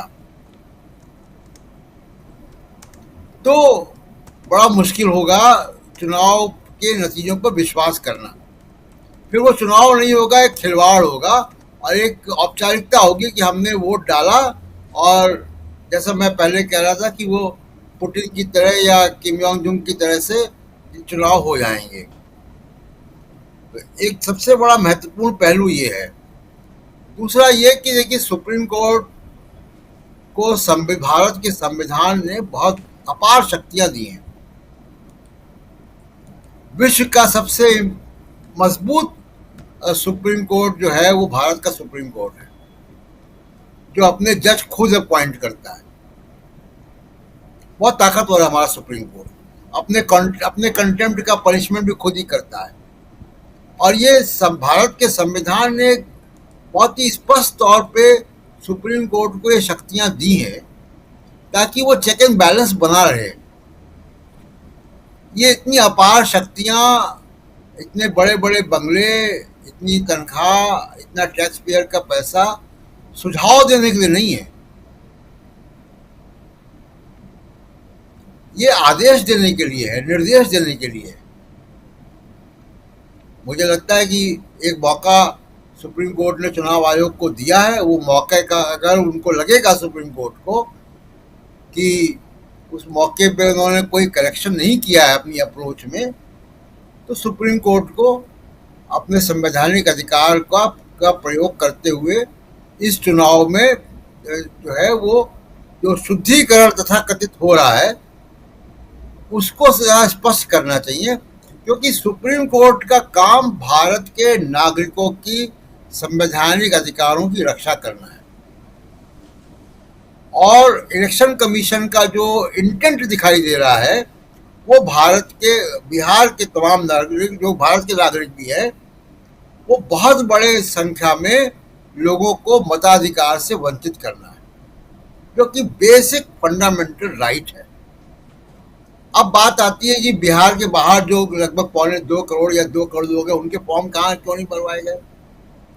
क्या अभी तक ऐसा नहीं होता था कि अगर अपने राज्य से बाहर है कोई तो वो वोट नहीं दे सकता? ये कानून और संविधान भारत के या किसी भी देश के सामाजिक और सांस्कृतिक तौर तरीकों के हिसाब से चलता है। राशन कार्ड में क्यों एक संस्था बनाई गई है, परिवार का मुखिया लिखा जाता है उसमें, परिवार का मुखिया, वो एक संस्था है। अभी तक कैसे होता था? सेंसस या इलेक्टोरल रोल कि बीएलओ गया, उसने परिवार के मुखिया से बात की, हाँ भाई कितने बच्चे हैं, कितने एडल्ट हैं, कितने क्या हैं, परिवार के मुखिया ने डेटा उनको दे दिया अपने परिवार का, वो उसको मान लिया और उसका वेरिफिकेशन किया, चाहे वो आधार कार्ड से किया, राशन कार्ड से किया, जैसे भी किया। लेकिन परिवार का मुखिया एक संस्था है। तो आप जो लोग बिहार के बाहर हैं उनके परिवार के मुखिया के पास आप क्यों नहीं जा सकते? क्यों नहीं पूछ सकते कि आपका दिल्ली में कौन रह रहा, मुंबई में कौन रह रहा, और बाद में उसका वेरिफिकेशन मंगवा लें? ऐसे ही होता रहा, सेंसस भी ऐसे ही होता रहा है, वोटर आईडी कार्ड भी ऐसे ही बनते रहे हैं। हम ये मुल्क जो है वो परिवारों से मिलके ये समाज बना है, समाजों से मिलके मुल्क बना है। यहाँ ये रोबोट नहीं रहते हैं यहाँ पे। तो ये कानून और संविधान, समाज और संस्कृति, इनके मेल जोल से देश चलता है। ये इलेक्शन कमीशन जो चीज कर रहा है वो ऐसी चीज कर रहा है कि जिसको मैं दावे के साथ कह सकता हूं कि जो 11 डॉक्यूमेंट मांगे हैं तीनों चुनाव आयुक्त नहीं दे सकते। बड़ा मुश्किल होगा उनके लिए भी। जस्टिस धूलिया ने कहा कि हम नहीं दे सकते, सुप्रीम कोर्ट का जज कह रहा है कि हम नहीं दे सकते, और आप बिहार के किसान मजदूर से उम्मीद कर रहे हैं कि वो डॉक्यूमेंट ले आएगा, वो 11 डॉक्यूमेंट।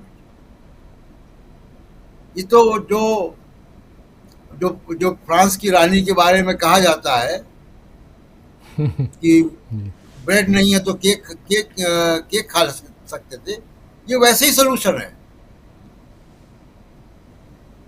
तो जब तक चुनाव आयोग को भारत के समाज, लोकतंत्र, इसके प्रति आस्था उनकी दिखाई नहीं दे रही है, उनका मंशा ये दिख रही है कि आपको वोट काटने हैं। चुनाव आयोग का ऑब्जेक्टिव होना चाहिए कि आखिरी मतदाता भी आपके लाइन में लगे और वो वोट डाल के जाए। चुनाव आयोग की अप्रोच ये होती है। पहले भी कह चुका हूं कि दिल्ली में एक अभियान चल चुका है कि सड़क में सोने वालों को भी मतदाता सूची में रखा गया था। 6000 बीएलओ रात रात भर फ्लाईओवर के नीचे सोते हुए लोगों को पूछते थे, उनसे उनका व्यवहार पूछते थे, उनको जोड़ते थे। ये होता है लोकतंत्र। तो चुनाव आयोग अगर ऐसे ही चुनाव कराएगा तो इस चुनाव पे कैसे भरोसा होगा? जी बिल्कुल बिल्कुल। प्रोफेसर रविकांत जी, एक छोटा कमेंट आपसे भी, फिर आता हूं गर्ग साहब के पास कुछ सवालों के साथ। प्रोफेसर साहब, हम बात वही बिहार की कर रहे हैं और उसमें भी एसआईआर को लेकर जो सवाल उठ रहे हैं, जरा उस पर अपने विचार। देखिए, चुनाव आयोग की जो भूमिका है और जिस तरह के अभी जो काम चल रहा है, मुझे लगता है कि चुनाव आयोग की पूरी कोशिश है कि किसी तरीके से महाराष्ट्र की तरह बिहार चुनाव को भी भारतीय जनता पार्टी को जिता करके सौंप दिया जाए।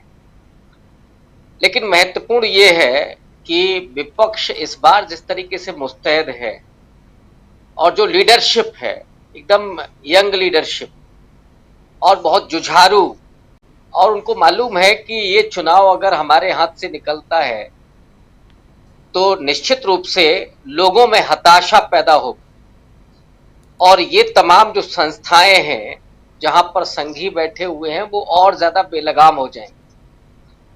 ये जो कोशिश है, ये कोशिश मुझे लगता है कि आखिरकार रंग ले आएगी। आप 80% लोगों के कार्ड बनवा दे रहे हैं, सवाल ये है कि कितने फर्जी वोटर उसमें आप जोड़ने जा रहे हैं, इसकी शिनाख्त कैसे होगी। और जो महाराष्ट्र में किया गया कि शाम 5 बजे के बाद हर बूथ पर 600 वोट डाले जा रहे थे, और ऐसे कई बूथ थे कि जहां पे फर्जी वोटरों की संख्या बेतहाशा बढ़ी थी, तो वो एक खतरा है।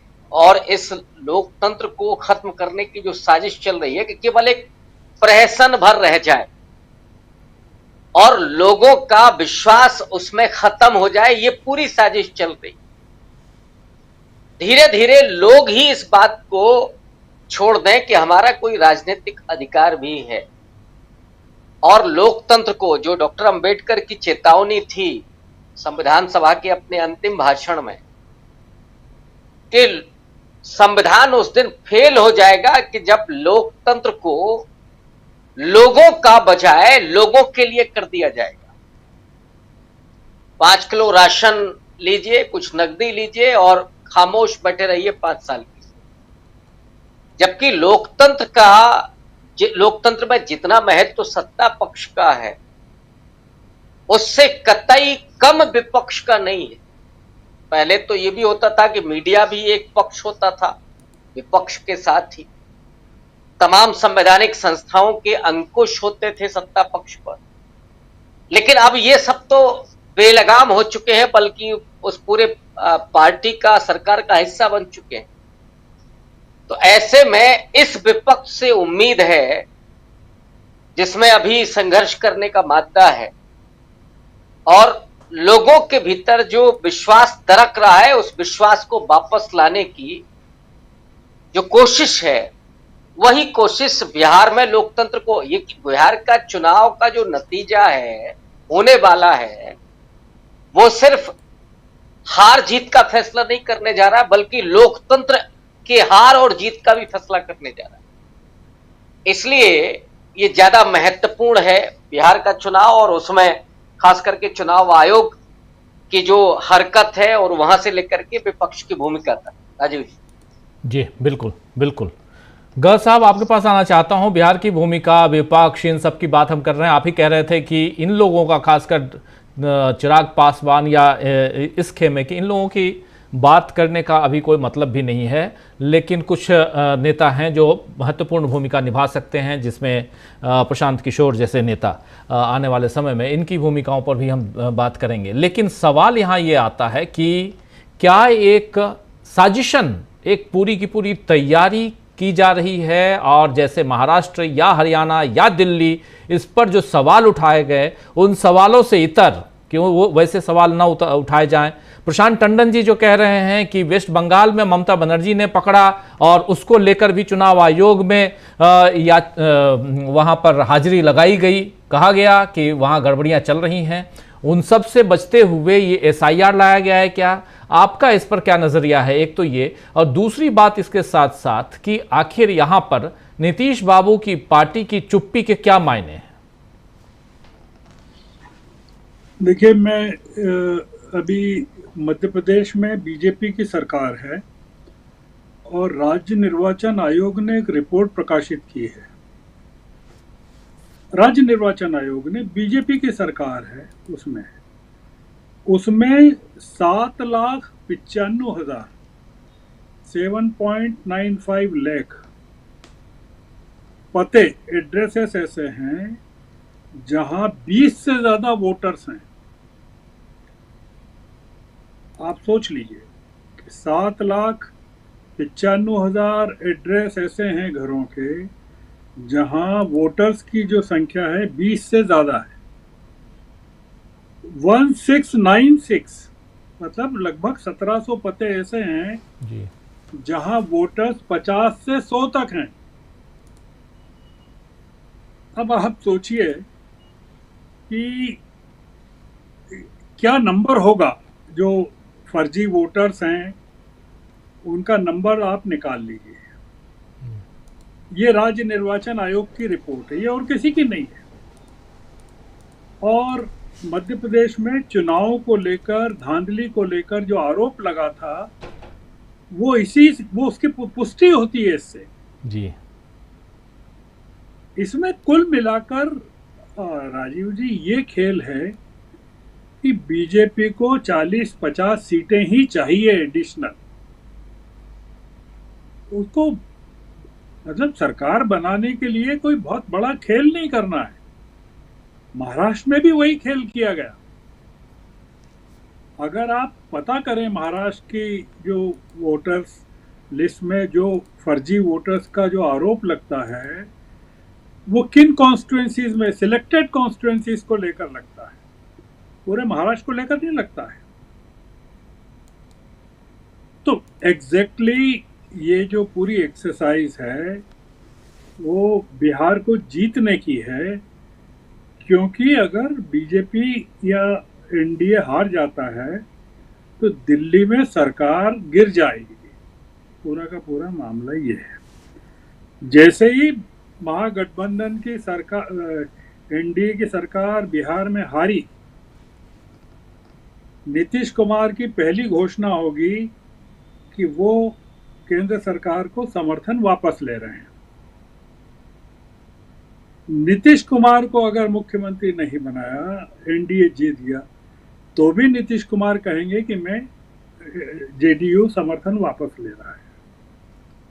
ये जो खेल है ये बहुत डीप रूटेड खेल है।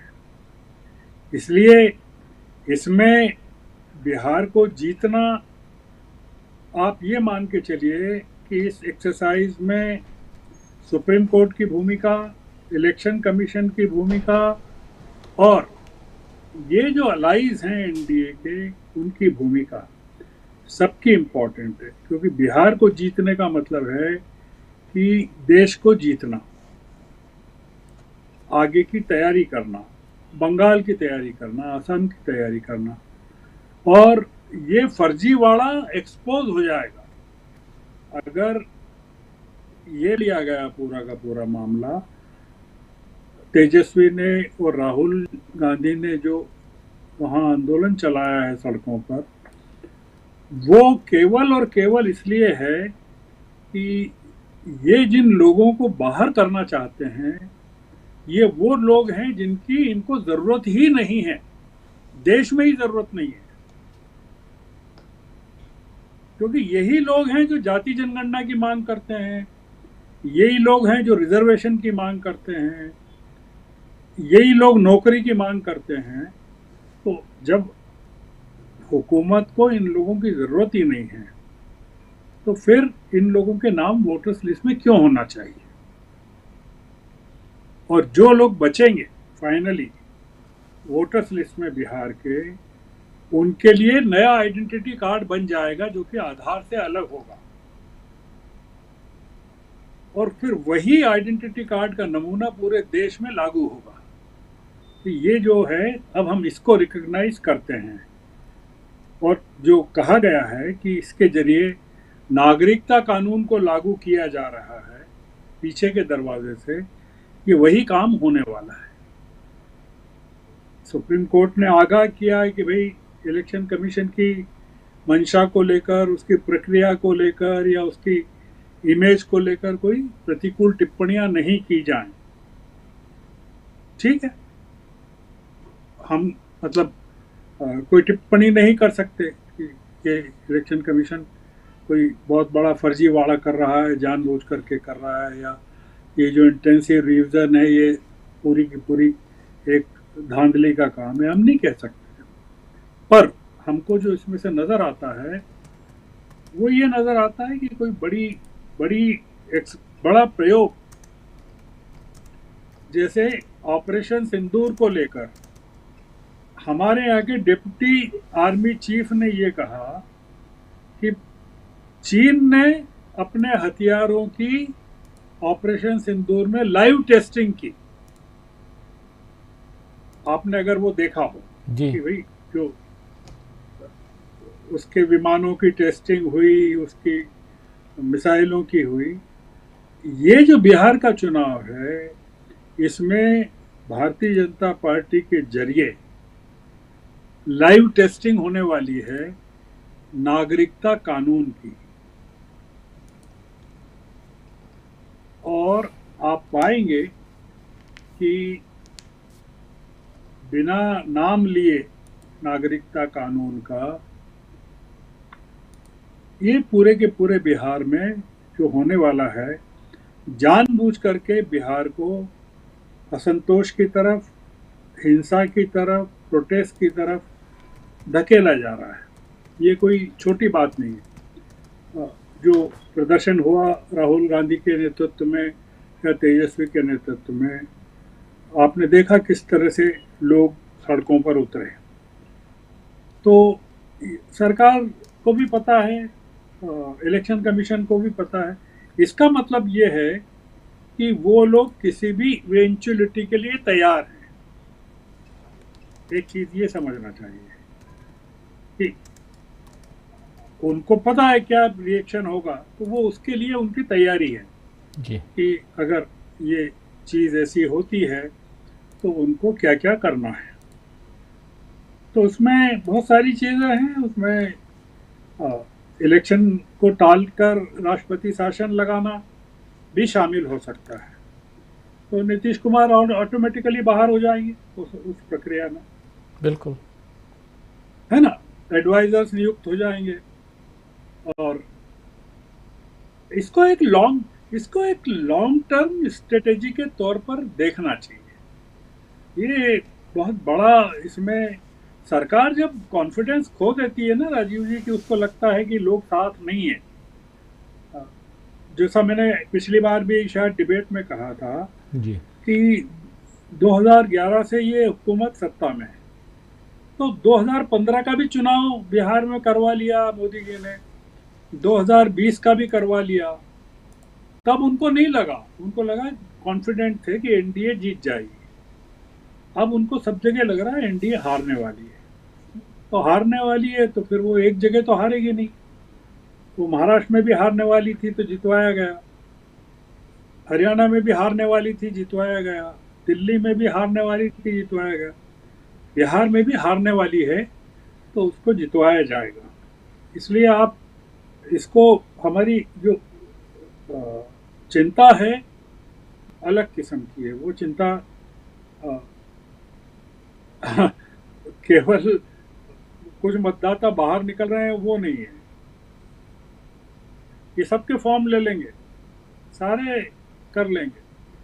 जब मौका आएगा फॉर्म को रिवाइज करने का, स्क्रूटिनी का जब मौका आएगा, तब आप पाएंगे कि बहुत सारे लोगों को, जब पब्लिश होगी अल्टीमेट फाइनल लिस्ट, तब आप पाएंगे कि जिन लोगों की ज़रूरत नहीं है कुछ सिलेक्टेड कॉन्स्टिट्यूएंसीज में, वो सब बाहर हो जाएंगे जी। और उन्हीं कॉन्स्टिट्यूएंसीज में बीजेपी हारती है। तो अगर आप पिछले चुनाव के नतीजे निकालें कि कौन सी कॉन्स्टिट्यूएंसीज हैं जब बीजेपी कंसिस्टेंटली हारी है और जहां जेडीयू भी हारी है, तो आपको पता चल जाएगा कि जो किन इलाकों के जो वोटर्स हैं वो सबसे ज़्यादा सफ़र करने वाले हैं। एक अंदाज है, मतलब ये कोई प्रामाणिकता से नहीं कह रहा हूँ मैं, पर एक जो डर है वो मैं बता रहा हूँ कि ये बहुत ही, और ये आज का काम नहीं है। हमको लग रहा है कि आज चल रहा है काम, ये आज का काम नहीं, ये एक्सरसाइज महीनों से चल रही है। ये कोई एक दिन में काम पूरा नहीं होता है। जो सवाल उठाया गया कि ये बीएलओ कौन है, कहाँ से आए हैं, कैसे अपॉइंट हुए हैं, बहुत सारी चीज़ें हैं ना उनको लेकर जी। तो उसको जैसे फॉर्म भरे जा रहे हैं, जैसे कुछ वीडियोस चल रहे हैं कि ये देखिए ये इनके इस तरह से फॉर्म भरे जा रहे हैं, तो उनसे कहा गया है कि आप तो ले लीजिए, जैसे हैं आधे अधूरे ले लीजिए, उसके बाद देखेंगे इनका क्या करना है। लिस्ट वही बाहर आएगी जो इलेक्शन कमीशन ने तय की है जी। लेकिन गर्ग साहब माफी चाहूंगा, बीच में रोक रहा हूं। आपने शुरुआत में मध्य प्रदेश के निर्वाचन आयोग की बात आपने कही, जो आज अखबारों में खबर छपी है, और राहुल गांधी जो बात महाराष्ट्र के लिए कह रहे थे कि एक ही बिल्डिंग में 7,000 वोटर, वो तो यहां इलेक्शन कमीशन मध्य प्रदेश सरकार में, वो तो यहां प्रमाण दे रहा है मध्य प्रदेश में 1696 पते ऐसे जहां एक घर में 100 वोटर रजिस्टर्ड, 7,95,000 पते ऐसे हैं जिसमें 20 वोटर तक दर्ज। ये तो अपने आप में, ये आंकड़ा जो है ये देख के ये चौंकाने वाला आंकड़ा है। हाँ, तो आप सोचिए ना जरा कि 7 लाख या 8-9 लाख वोटर्स तो पूरा इलेक्शन बदल सकते हैं ना आराम से। और उसमें ये वोटर नहीं, ये इतने 8 लाख पते हैं जिसमें 20 वोटर दर्ज हैं, एक पे 20 वोटर। जी, तो आप सोचिए टोटल वोटर्स कितने होंगे। तो ये बड़ा एक जो खेल चल रहा है ना राजीव जी, ये बहुत वेल डिजाइंड है और बड़ी मिशनरी इसमें लगी हुई है। हम लोग अगर अपनी किसी डिबेट में इन चीज़ों को ले कि एक्चुअल में क्या हो रहा है, महाराष्ट्र में क्या हुआ। अब महाराष्ट्र में भी जो नंबर ऑफ वोटर्स हैं, जो राहुल गांधी ने आरोप लगाया फर्जी वोटर्स का, वो कह रहे हैं फर्जी, और मध्य प्रदेश का नंबर निकाल लीजिए आप, हरियाणा का निकाल लीजिए, दिल्ली का निकाल लीजिए, आपको एक मतलब proportion to the number of seats एक तरह का पैटर्न मिलेगा कि भाई ये कुल इतनी सीटें हैं तो हमको मेजॉरिटी के लिए इतनी चाहिए, तो हमको इतनी कॉन्स्टिट्यूएंसीज में इतने वोटर्स एडिशनल चाहिए। ये है मामला जी। तो ये कोई छोटा काम तो है नहीं, बड़ा काम है। डेमोक्रेसी में ऐसे ही किया जा सकता है ना। कोई डिक्टेटरशिप हो उसमें तो लोगों को चुनाव में जाने से ही रोक देंगे वो। मतलब यूपी के चुनाव में, उपचुनाव में कई अल्पसंख्यक परिवारों को मतदान देने से रोक दिया गया। जी, कहा गया, आरोप लगा, कई लोगों को कहा गया आपका तो मत डाल दिया गया, आप जाइएगा। बस्तियां की बस्तियां खरीद ली जाती हैं, उनको पैसे दे दिए जाते हैं कि आपको चुनाव वोट डालने के लिए जाने की जरूरत नहीं है, वो डाल दिए जाएंगे। तो आप इसको सुप्रीम कोर्ट के संज्ञान में आप क्या क्या लाएंगे? मतलब सुप्रीम कोर्ट को तो विचार उन्हीं चीज़ों का करना है जो पिटीशन में आपने मुद्दे उठाए। उसका सुप्रीम कोर्ट का ब्रीफ तो बहुत एग्जॉस्टिव तो होता नहीं है कि वो सुओ मोटो कॉग्निजेंस ले ले इन चीज़ों का भी। वो तो जो पिटिशनर्स ने मुद्दा उठाया है उतने तक उसका उसकी जजमेंट रहेगा। जी, ये बड़ा एक विचित्र चल रहा है राजीव जी, जो मुझे लगता है कि कुछ गड़बड़ है बड़ी, जो बड़ी साजिश रची जा रही है, ये कह सकते हैं गर्ग साहब। जी जी जी, बिल्कुल बिल्कुल। ये वो जी, वो साजिश कौन कर रहा है? कोई एजेंसी कर रही है कि पार्टी कर रही है कि कुछ लोग कर रहे हैं? अब वो तो, पर ये मैंने जो आंकड़ा बताया ये पब्लिश्ड है जी, अखबार में जी, तो इसलिए वो कोई कहीं से मैं लेके नहीं आया। मैंने इसको ट्वीट भी किया था, काफी रिएक्शन भी हुई इसको। जी जी, बिल्कुल बिल्कुल, आप सही कह रहे हैं। ये आंकड़े मैं वही उसी को देख रहा हूँ, अखबार की कटिंग जो आपने जो आपने शेयर किया सोशल मीडिया पे, उसी को देख रहा हूँ। तो ये एक अपने आप में 11 से 20 वोटर वाले 7,95,545 पते ऐसे हैं जिसपे लगभग मतलब 8 लाख वोटर ऐसे हैं जहाँ 20 वोटर तक, 8 लाख पते ऐसे हैं जहाँ 20 वोटर तक, लगभग 68,000 पते ऐसे हैं जहां 21 से 30 वोटर तक रजिस्टर्ड हैं, लगभग 9,500 या उससे 9,500 से ज़्यादा ऐसे एड्रेस हैं जहां पर 31 से 40 वोटर रजिस्टर्ड हैं, लगभग 2,354 एग्जैक्ट फिगर ऐसे पते हैं जहां 41 से 50 वोटर हैं, 1,696 ऐसे पते हैं जहां 50 से अधिक 100 तक के वोटर हैं, 100 वोटर्स। और उसमें भी ग्वालियर, इंदौर, भोपाल नगर निगम, जबलपुर नगर निगम, उज्जैन नगर निगम, सतना, खंडवा, बुरहानपुर, ये पूरा मंदसौर, ये सब जगह गड़बड़ी। अब इसको घर घर जाकर चुनाव आयोग देखेगा, फर्जी नाम हटाएगा, ये सारी बातें कही जा रही हैं। लेकिन ये वही बात है जो बात राहुल गांधी लगातार पूछ रहे हैं, और ये चुनाव आयोग खुद मध्य प्रदेश में प्रमाण दे रहा है कि हाँ ऐसा है। तो क्या ये महाराष्ट्र में नहीं हो सकता, और आने वाले समय में क्या ये बिहार में नहीं हो सकता? ये सोचने वाली बात है। गर्ग साहब, एक छोटी सी टिप्पणी इस पे। नहीं, ये तो चुनाव आयोग के सामने पड़ा है, इसका कोई कॉन्ट्राडिक्शन तो आया नहीं है इलेक्शन कमीशन की तरफ से कि ये गलत जानकारी है। राज्य निर्वाचन आयोग ने भी अपनी रिपोर्ट को कॉन्ट्राडिक्ट नहीं किया है। तो ये तो एक बहुत बड़ा केस बनता है। और एक चीज और है राजीव जी, ये जितनी कॉन्स्टिट्यूएंसीज हैं, जो मेरा ज्ञान है, बीजेपी डोमिनेटेड कॉन्स्टिट्यूएंसीज, जहां ये काम आसानी से किया जा सकता है।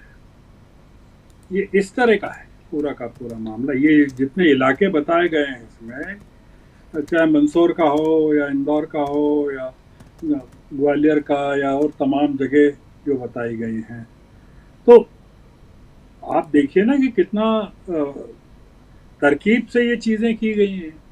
आप मंदसौर ऐसी छोटी सी जगह, वहाँ कैसे हो सकता है, आप ये बताइए जी। आप अगर ये जो इलाके बताएं उनकी टोटल पॉपुलेशन अगर आप देखें तो आपको आश्चर्यजनक लगेगा कि अरे यार, ये छोटी सी जगह में ये इस तरह के घर कैसे हो सकते हैं। है ना? कोई महानगर हो तो समझ में आता है जी। तो ये देखिए, ये राजीव जी, ये इसमें दाव पर बहुत कुछ लगा हुआ है, ये मान के चलिएगा।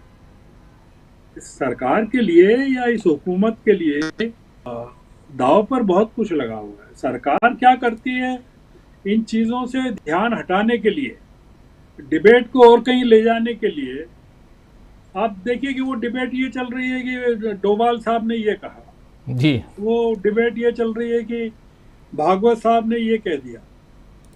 आप अभी हाल के दिनों में 10 टॉपिक ऐसे निकाल लीजिए कि आपको लगेगा कि नागरिकों का ध्यान बिहार से कैसे हटाया जाए, मूल मुद्दों से कैसे हटाया जाए। तो आप देखिए कि जो हमारे सोशल मीडिया की जो पूरी डिबेट्स हैं, उसके सब्जेक्ट्स में डिस्ट्रैक्शन है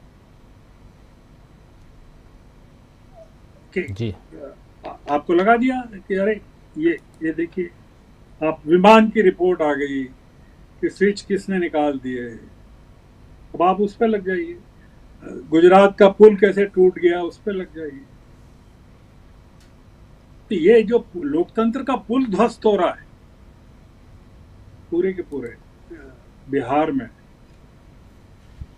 जी, और उस पर सब चुप हैं, चिराग और नीतीश और जेडीयू के तमाम नेता,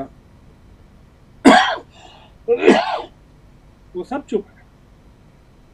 ये सब लोग खत्म होने वाले हैं इस चुनाव के बाद। एक चीज और बोल रहा हूं जी, ये जितने छोटे दल हैं इस चुनाव के बाद सब समाप्त हो जाएंगे। अगर इन्होंने अपने मुंह नहीं खोले तो इनका पता नहीं चलेगा, और फिर ये चीज रिपीट होगी उत्तर प्रदेश में 2027 में। जी, बीजेपी इन सबको, छोटे दलों को समाप्त करने वाली है पूरी तरह से। जी, जी, ये बहुत बहुत शुक्रिया अगर साहब आपका तमाम जानकारियों के लिए। और प्रशांत जी आपका भी शुक्रिया। अमलिंदु उपाध्याय जी, प्रेम कुमार जी हमारे साथ जुड़े थे, प्रोफेसर रविकांत जी जुड़े थे। एक गंभीर चर्चा और उसमें आखिर होने क्या जा रहा है, और सबसे बड़ी चीज़ की जो मध्य प्रदेश निर्वाचन आयोग के जो आंकड़े हैं वो आंकड़े। प्रशांत जी कुछ जोड़ रहे हैं आप? प्रशांत जी कुछ बोलना चाह रहे हैं? नहीं, मेरा एक केवल सवाल है, गर्ग साहब जी। इस बार जवाब दें, अगली बार जब आए तब। जी। ये प्रशांत किशोर बिहार में किसके खिलाफ चुनाव लड़ रहे हैं? तय नहीं है प्रशांत जी, ये देखेंगे कि किसकी सरकार बन रही है और उसके हिसाब से ये तय करेंगे कि किसको समर्थन देने से ये सरकार में भागीदारी कर सकते हैं।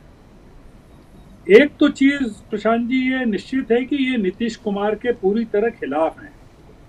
अगर आप देखें इनका, चिराग और प्रशांत किशोर का इतिहास देखें, चिराग ने जो पिछली बार किया था, अगर आपको ध्यान हो पिछले चुनाव में, उनका पूरा गुस्सा नीतीश कुमार के खिलाफ था, बीजेपी के खिलाफ नहीं था।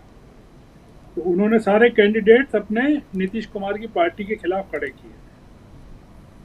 प्रशांत किशोर जो हैं, उनका गुस्सा पूरा नीतीश कुमार के खिलाफ है कि उन्होंने मिलने तक का टाइम नहीं दिया था प्रशांत किशोर। तो इसलिए मेरा जो निवेदन है वो यही है कि ये लोग जो हैं, प्रशांत किशोर बहुत ही निर्णायक भूमिका एकनाथ शिंदे वाली निभाने वाले हैं बिहार में, कि कितनी सीटें इनको मिल जाए जिससे ये बार्गेनिंग कर सकें। मेरा ऐसा मानना है कि अल्टीमेटली वो अगर समर्थन देना पड़ा तो बीजेपी को देंगे, राहुल गांधी को नहीं देंगे या महागठबंधन को नहीं देंगे, क्योंकि इनके ज़्यादा चांसेस एनडीए की सरकार बनवाने में है और चिराग के साथ भागीदारी में है। चिराग, प्रशांत किशोर, ये सब मिलके एनडीए की सरकार बनवाएंगे और नीतीश कुमार पूरे मार्जिनलाइज होंगे। ये मेरा एक मोटा मोटा गणित है। अब वो जी देखते हैं क्या होता है। बिल्कुल बिल्कुल बीजेपी सही। के साथ जाएंगे, बीजेपी के साथ हाँ जाएंगे।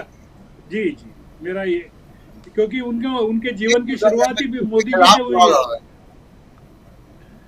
प्रशांत किशोर की शुरुआत ही मोदी जी के साथ हुई है। मोदी जी को सत्ता में लाने का श्रेय वो ही लेते हैं। तो इसलिए और इतना बड़ा चुनाव लड़ने का तो आ रहा होगा ना, इतना ये कोई छोटा मोटा तो है नहीं। और अभी तो आम आदमी पार्टी भी उतरने वाली है जी पूरे के पूरे इलेक्शन में, सारे कैंडिडेट उतारने वाले हैं। आप सोचिए तो सही कि बिहार का इलेक्शन बन क्या रहा है। आम आदमी पार्टी, प्रशांत किशोर, चिराग पासवान, ये 3 बड़े फैक्टर्स। उसके बाद असदुद्दीन ओवैसी। हाँ वो तो खैर ठीक है, वो ठीक है, वो ठीक है। जी ये सब है बिल्कुल। अब एक मज़ेदार होने वाला है, मज़ेदार चुनाव होने वाला है और उस पर हम लोगों का विश्लेषण भी मज़ेदार होने वाला है। इस पर हम लोग आने वाले समय में और चर्चा करेंगे, बातें होंगी जब बिल्कुल पॉलिटिकल बातें होंगी, वहाँ ग्राउंड रिपोर्ट्स भी हम आप तक पहुँचाएंगे।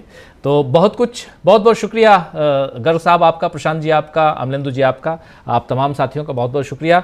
और दोस्तों उधर सीधे ले चलेंगे आपको इंटरव्यू के लिए, जो पहले वादा कर चुका हूं इंटरव्यू। और देखिए इंटरव्यू सीधे अभिषेक मनु सिंघवी के साथ, और समझने की कोशिश करें हम कि आखिर बिहार में जो चल रहा है उसमें क्या अदालत जो है वो रोक लगा सकती है, सुप्रीम अदालत का क्या फरमान आने वाला है, और वक्फ बिल पर फैसला कब आएगा, इस पर भी हम चर्चा उसमें सवाल पूछे गए हैं, उन सवालों का जवाब भी आप देखेंगे। तो सीधे चलते हैं, मुझे दीजिए इजाज़त। बहुत बहुत शुक्रिया आप तमाम साथियों का। असलम चिश्ती जी हमारे साथ हैं, अश्वनी राय साहब हमारे साथ हैं, आप तमाम साथियों का बहुत बहुत शुक्रिया, बहुत धन्यवाद। इस चर्चा को अब यहीं जल्दी से ख़त्म करता हूँ और सीधे आपको ले चलते हैं एक दूसरे स्ट्रीम में, जहाँ आप देखेंगे अभिषेक मनु सिंघवी के साथ इंटरव्यू को। बहुत बहुत शुक्रिया, नमस्कार।